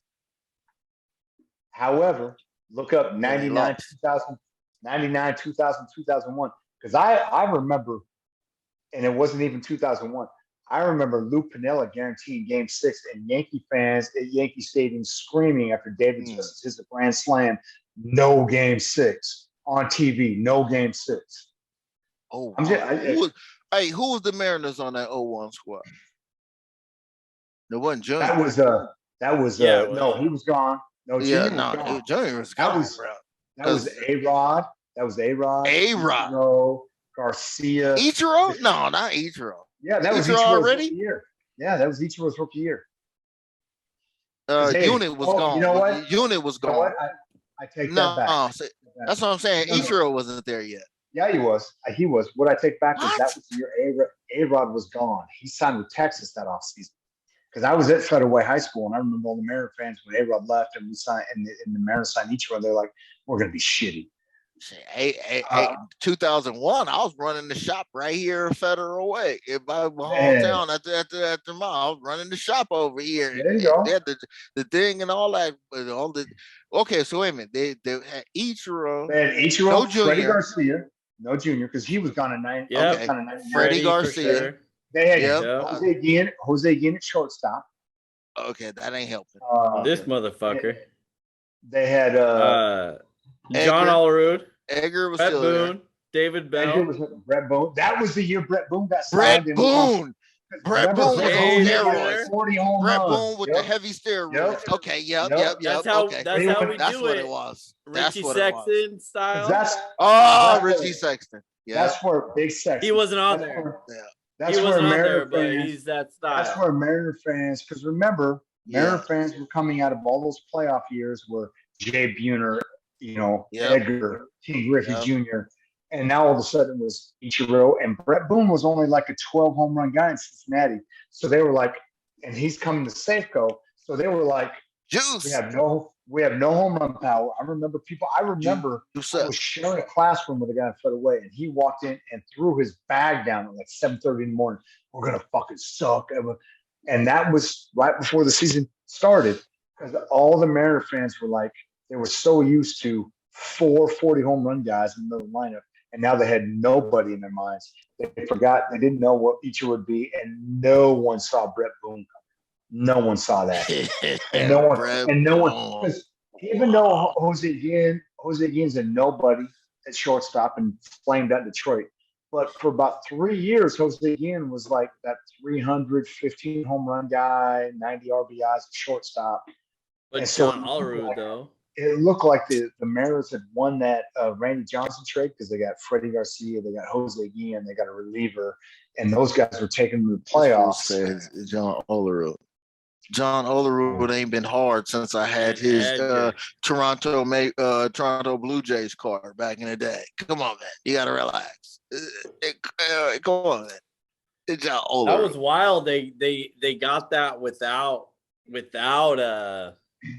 Griffey and without no Felix that year, obviously. But that's Felix the point of what we're talking about. You look at that team plus the 116 team. Yeah, there wasn't nothing to look at. They was just getting. That was the let's see. That was the 116. 2001. Was that the 116 team? Okay, so that's what I'm saying. You look at that squad versus what they had. That's where they came back at the end of the year with the junior A-Rod and Unit and all of those guys. That's what I'm saying. It's totally different. That's what I'm saying. You can't have crazy ass obnoxious thoughts of what the world really is when you've done it different ways before. You did it with Junior and A-Rod together when A-Rod was a young buck, right? You know what I'm saying? Then you passed off. Then you hit the 116. You know what I'm saying? And then after that, then it became shitty when Ichiro was by itself. It was Ichiro and King Felix. Then it was shitty. By the way, I do want to point this out. You can't admit that. You gotta admit how big of a failure is that to have King Griffey Jr. still hitting 45 home runs, a young A-Rod who was a 30-30 guy in Seattle, Jay Buhner, Edgar Martinez, Randy Johnson on the hill, and you couldn't win a title. You had the most dominating starting pitcher and the scariest lineup in baseball, and you couldn't get it done. Yeah, they couldn't name back in the day with Mark Langston and Alvin Davis. Can you agree with that?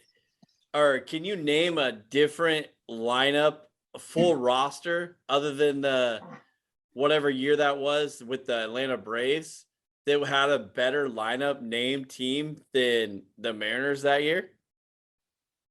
Yeah. Oh, no. 88 Dodgers.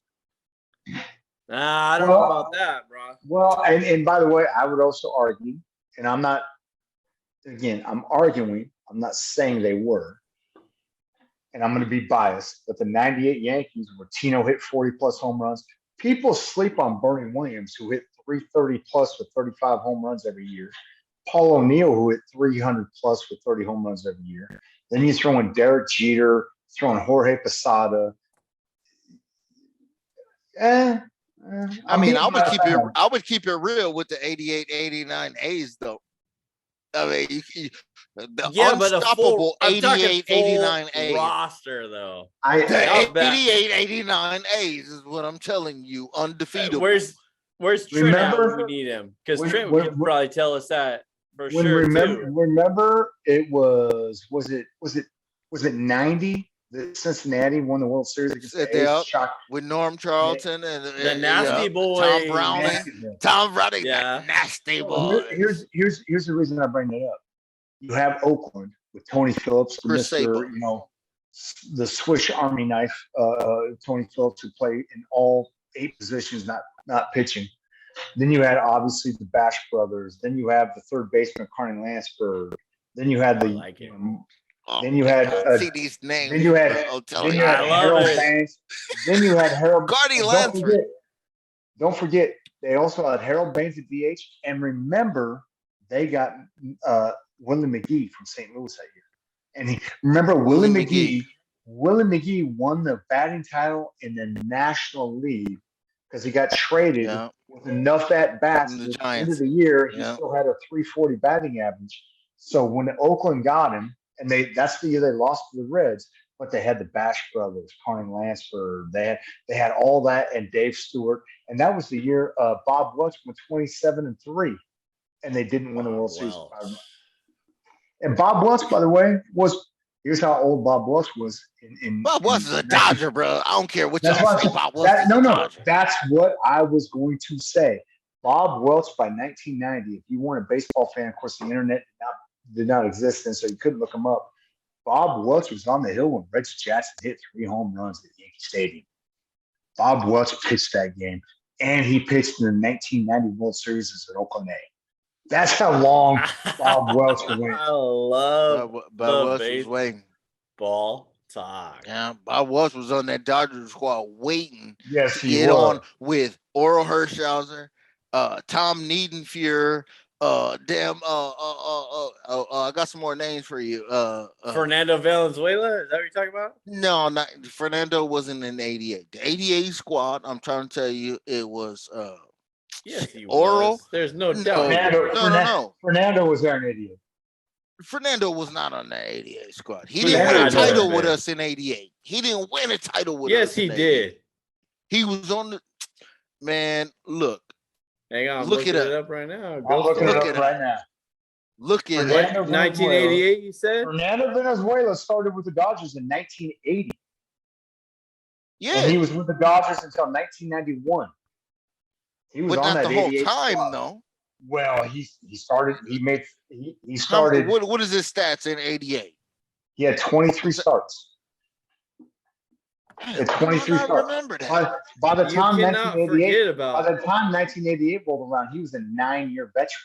Damn, how do I not remember that? But I remember him. I'm trying to tell you, because before Oral Hershiser in the 88 squad, I'm telling you, Pedro Guerrero and then Fernando Valenzuela, Pedro Guerrero, who they got out of St. Louis, Steve Sachs.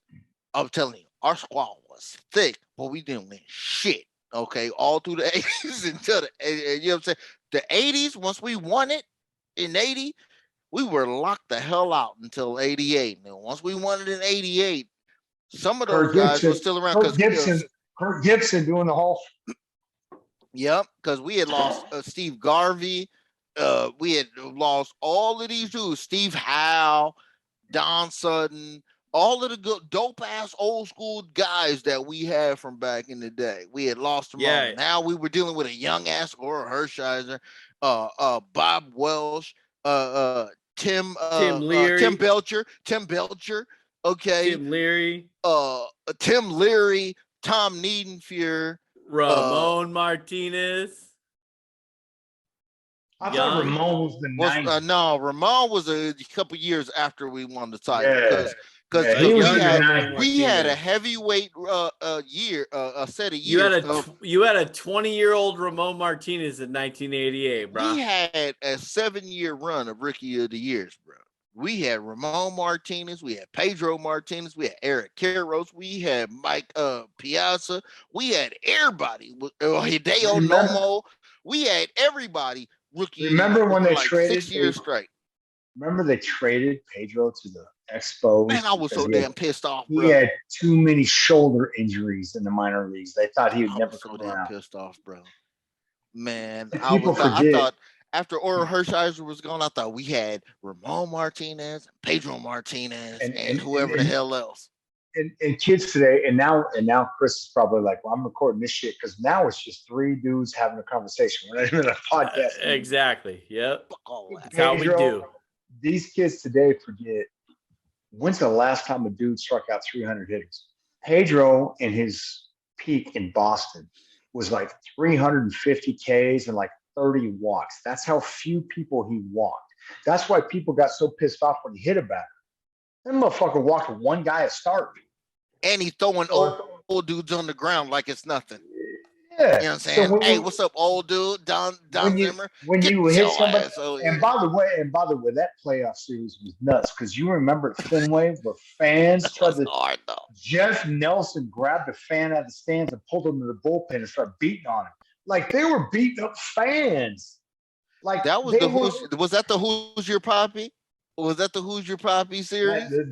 That was the Yankees with the Yankees and the Red Sox. Yeah. Yeah. Who's Your Poppy? Yeah. They were beating up. Literally, they were pulling fans out of the stands and beating them in the bullpens. And I remember every game. It felt like there was a fight. That was different. That was different. You talk about the peak of the Yankees. We lost that. Yeah. Do y'all think that we've lost that? Because it's the same thing. And now let's talk about, you know what I'm saying, how sports kind of have evolved. people look at basketball because they go, oh man, fuck, man, all my favorite guys, Tiny Archibald, Will Chamberlain, and Kareem Abdul-Jabbar, and all these dudes, and now you got Steph Curry. You know what I'm saying? Got more 3-pointers than Larry Bird and Reggie Miller combined. You know what I'm saying? You got more points scored than this, that, and the other thing, and LeBron is creeping up on it. You know what I'm saying? So the game is changed, right? With baseball, I'm trying to tell you, it's like what we sit up here and we enjoy all of the old school stuff, but I just will never stop trying to, you know what I'm saying, recognize these new dudes because they play different.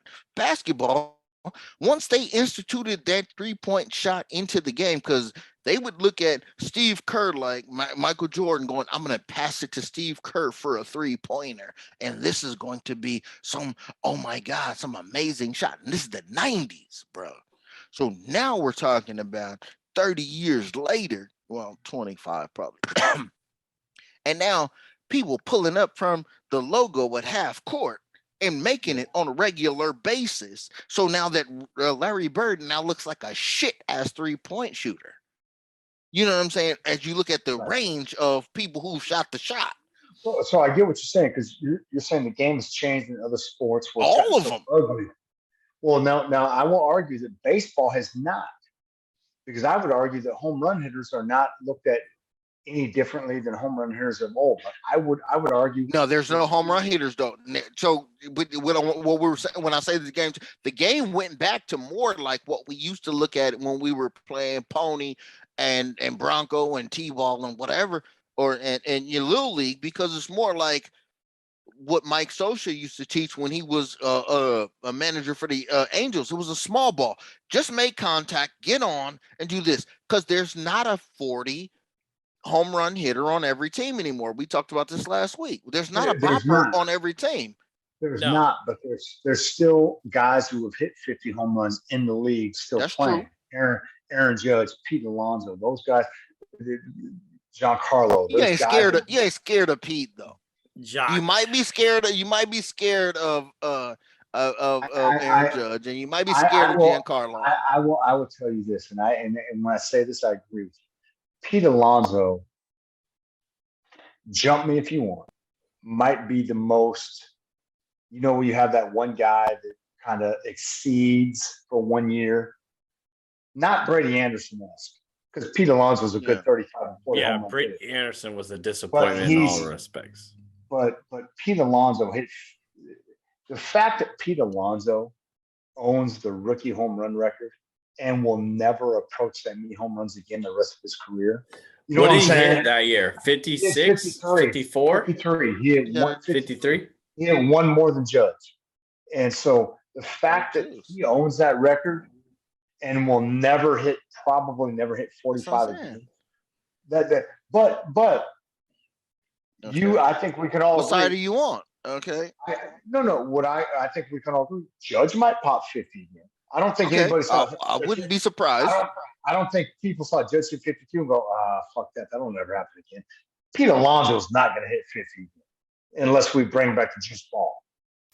Which I just talked about earlier today. Because we talked about last week. I was like, remember when it was Ryan Braun? Yeah. Oh, yeah. This is a dude and playing in Milwaukee. But they were scared of him. You know what I'm saying? And he was busting 40s on a regular. They found out later. Now, he did have one good year after he got juiced. He did have one good year. But after that, it's amazing how fast Ryan Braun retired. Yeah, he got up out of here, though, with that paper. That's how you got to do it. Why is it the Milwaukee guys? No, not either. Why is it the Milwaukee guys? Braun or Sexton, Braun, Yelich right now. And by the way, who was the owner of that team? Who was the owner of that team that became the commissioner and outlawed steroids? Oh shit! Not good old Bud. Bud Selig. Yeah, not good old Bud. He owned that team, and by the way, he did not sell it. He handed it to his daughter. Yeah, so while he's outlawing steroids, they knew what it was. Oh shit! Yeah, they knew what it was. Yes, But I mean, why won't they give us a 1999 run again? Because you know what I'm saying? Why won't they give us a Barry Bonds chase again? But see, the thing is, there's nobody. Well, they might this year. There's I'm telling you right now, they will. Who are you gonna ride? Who am I gonna ride? Well, we'll find out because right now you have the Yankees, you have Stanton, you have Judge right now, right? And then you're gonna get another guy, and you got. I just had it up. Now I thought we were done talking a little bit about that, but you still have Upton, who hasn't even played a whole lot of games this year, and he still has 11. And then you have no. Don't bring up Alvarez from Houston, who's got 11. You said was trash. Oh yeah, I said that's right. I did see him too, who's trash. I did say that. Yeah. So you got Alvarez, but he's gonna hit 20 or 25. That's all he's got. He hits 40 every year. That's what I'm saying. He will not. He will hit 25 this year. I promise you that. Every player that y'all could name that's hot in the streets is not a candidate for what we're talking about. Bryce Harper, Mike Trout. How many does he have right now? You know what I'm saying? But you gotta remember, Jose Trout Abreu has to stay healthy though, bro. Jose Abreu was the kid. And you gotta remember Ohtani. You gotta remember Ohtani has to stay healthy too. Now here's why I will argue Jose Abreu, because I have him on fantasy, and I just watched him for 4 games against the Yankees. He leads the White Sox with 125 at bats. He's hitting 202 with 3 home runs. Now I understand there's getting hot, but this mug has got to get white hot. Like that's what I'm saying. 125 at bats, 600 at bats is a full season. So he's already past 16%, and he's hitting 200. So there's got to be a white hot stretch. You know what I'm saying? That's what I'm saying. I'm not saying. I don't know if he can do it because I watched him swing the bat. I watched him swing the bat the last 4 games. It was ugly. He looked lost. We may be seeing a guy that was, I'm not saying on steroids by any means, but we might be seeing a guy that's got an injury that we didn't know about that's bothering him permanently. I watched even against Nestor, who's throwing 92 miles an hour. He looked lost. So was that talking home runs? We got, like I was saying, Rizzo, your boy Rizzo too he has 9. You know that you know 2 what? or 3 a game. Rizzo had 9 6 weeks ago. Rizzo hasn't hit a home run. Because he hit 3 that one game, right? Rizzo hit 3 that one game. Rizzo hasn't homered in literally a couple 2 weeks. Weeks. Yeah, he literally 2 weeks. But you got Harper. At one point, what about Adames? Another one of those Milwaukee guys. See, come on, man. Are you serious, man? You can't forget about no, Suarez, who has 6, bruh. Are we serious about who? Big homie. When you said, are you serious? Serious about who? He said Adames. Yeah, Willie Adames, bro. He's another one of those. What are we talking about here? Or what is the level of reaching that we're willing to take? I'm just talking about get to 50, bro. Get to 50. No, I'm not. But see, I'm talking about. I don't care if they get 50 or not. Okay, I'm talking about that guy. Who is that guy?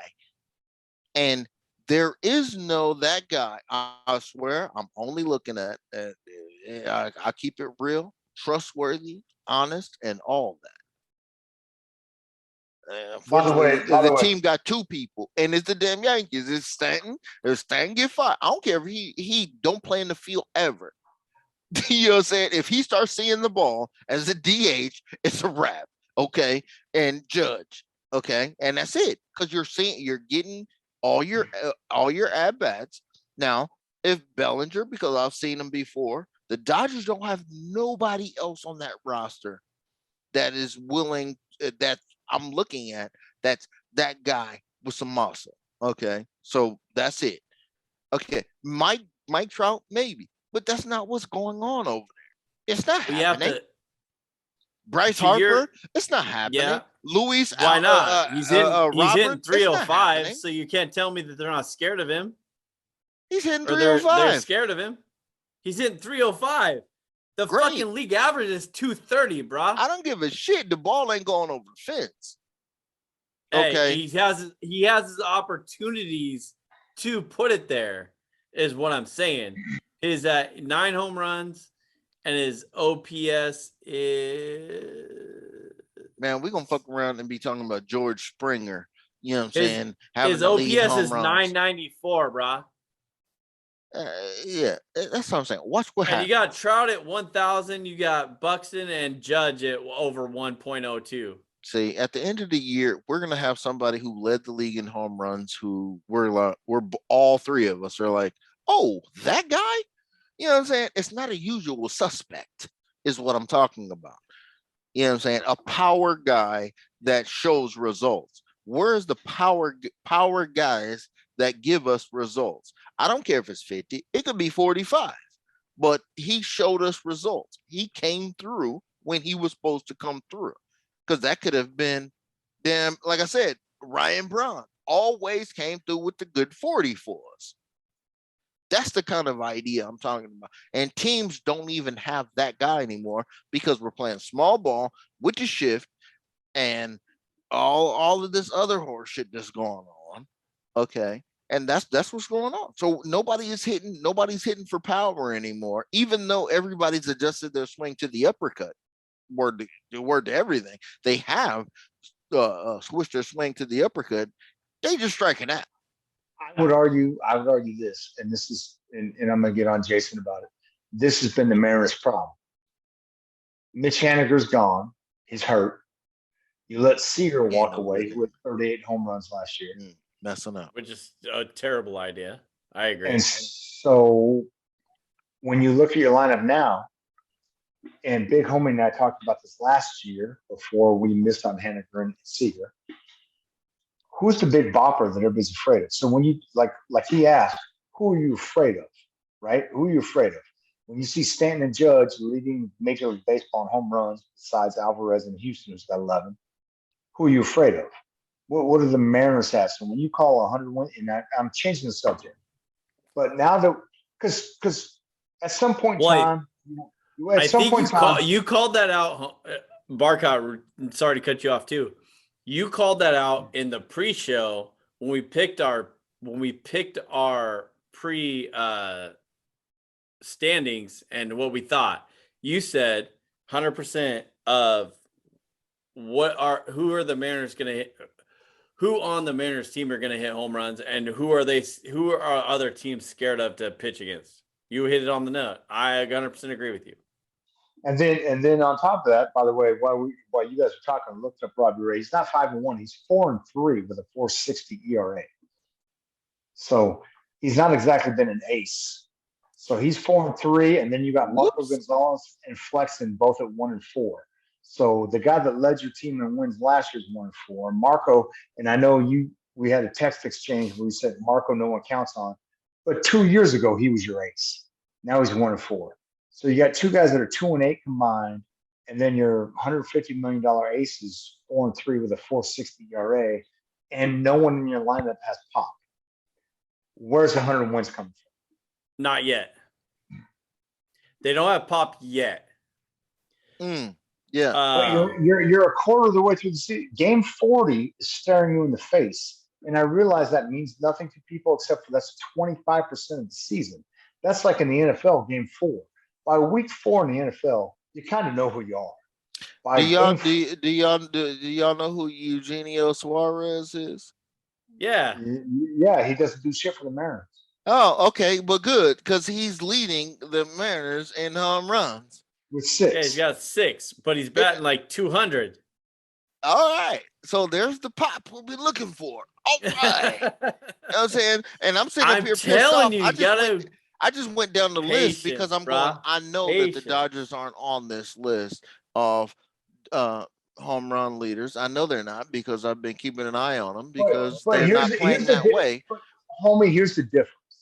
The Dodgers have competed. The Dodgers have won championships. The Dodgers have playoffs. So the difference is, and I'm not trying. So I won't say this about the Mariners only, Jason, but teams that aren't consistently battling, whether it be Seattle, Oakland, Texas, Pittsburgh, Kansas City.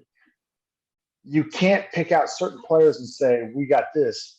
Okay, well, when you're gone and no one else in your lineup has been consistently in the postseason or consistently battled until October, what are you going to do when a Mitch Haniger's gone? What are you going to do when a Murphy catcher's gone? Like the Dodgers, so the reason I say that, the Yankees. We're going to do that. The Yankees have made the playoffs. They're going to sign Kyle Schwarber. On the point. Eugenio. My point being, the Yankees have made the playoffs with Aaron Judge missing 30 games. Stanton missing 30 games. The Dodgers right now are going to make the playoffs. They're struggling right now because they got injuries, but they're going to make the postseason because dudes are going to come back. Dudes are going to come back because even though they're struggling, they're still in competition, just like the Yankees were. The Mariners, on the other hand, teams like that. The Mariners, on the other hand, teams like that get injuries and they drop 10 games out of contention. We're already 7.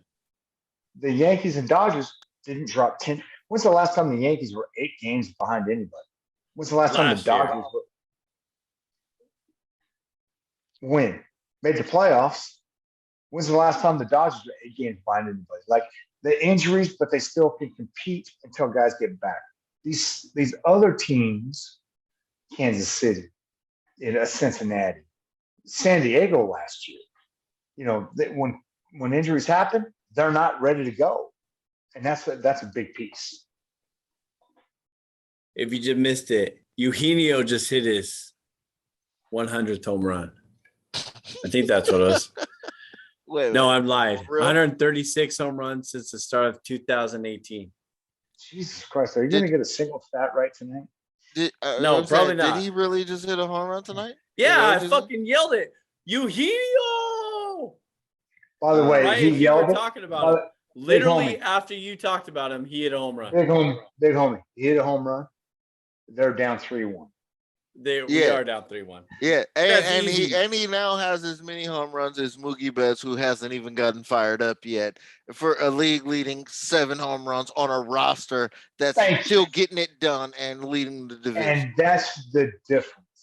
They're not 7 games out under 500 with injuries and guys not living up to contracts. They're going to figure it out. I don't even know who Taylor Ward is on the Angels, and he's out here bopping. Okay?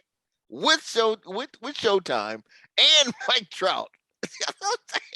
You have to relax when you know what division you're in. It's a long season, brother. All right, we got plenty of time, bro. Plenty of time. Yeah. All right, fellas. We got a trade for Bryce Harper. Yeah, that might work too. I'd take that too. We need a right fielder, especially if Haniger's not coming back.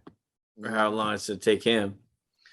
All right, fellas. Well, fuck. Man, we've been going at this for like 3.5 hours. I know you guys got kids and wives and puppies and all that shit to deal with. So I ain't got nothing to do except for indulge in a couple more cold ones and enjoy the rest of my evening and somehow attempt to, go to paradise tomorrow. So,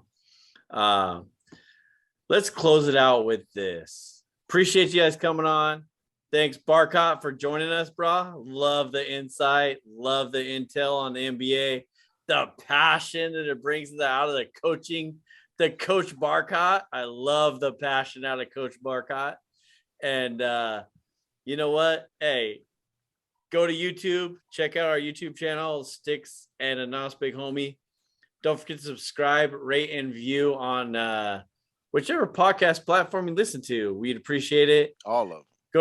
Go to thisisfunner.com for more podcasts and online content. Grab some merch from the Funner family while you're there. Follow me on Twitter at Stix015. Follow this guy and Nos Big Homie. You never know if he's the Nos Big Homie at homie_anonymous or if he's just Big Pharma homie, NHL Guru homie. Big investment what else? homie. Big investment homie was a good one too. You never know. This guy's changing his shit all the time. So, man. Barcot, I appreciate you coming on, brah.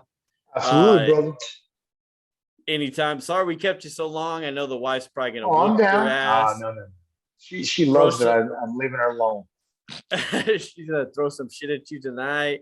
Love the talk that we had, brah. We got real in here. If everybody made it through the whole seg in this long, then, we talked about some real shit. That's how we do. Just happens. Hit that like button and love it, man. That's right. Hell yeah. Take it in bites. The tidbits. Monday a little bit, Tuesday a little bit, Wednesday a little bit. You know what I mean? Break it down in your lunch breaks, 30 minutes apiece.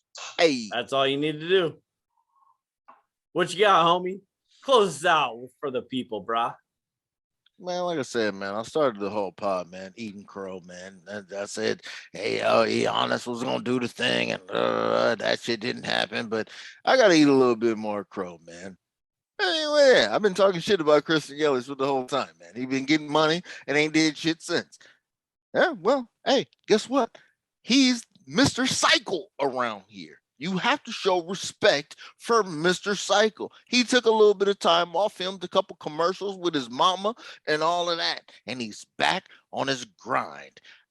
Got to give respect. Christian Yelich, I see you, bro. We out here. Remember this. The big homie told you. Got you motivated. This is fun, man. That was Sports Fix with Stix. Thank you for listening, and don't forget to subscribe, rate, and review the show. If you want to join the show, use the hashtag StixandSports. Winners don't make excuses.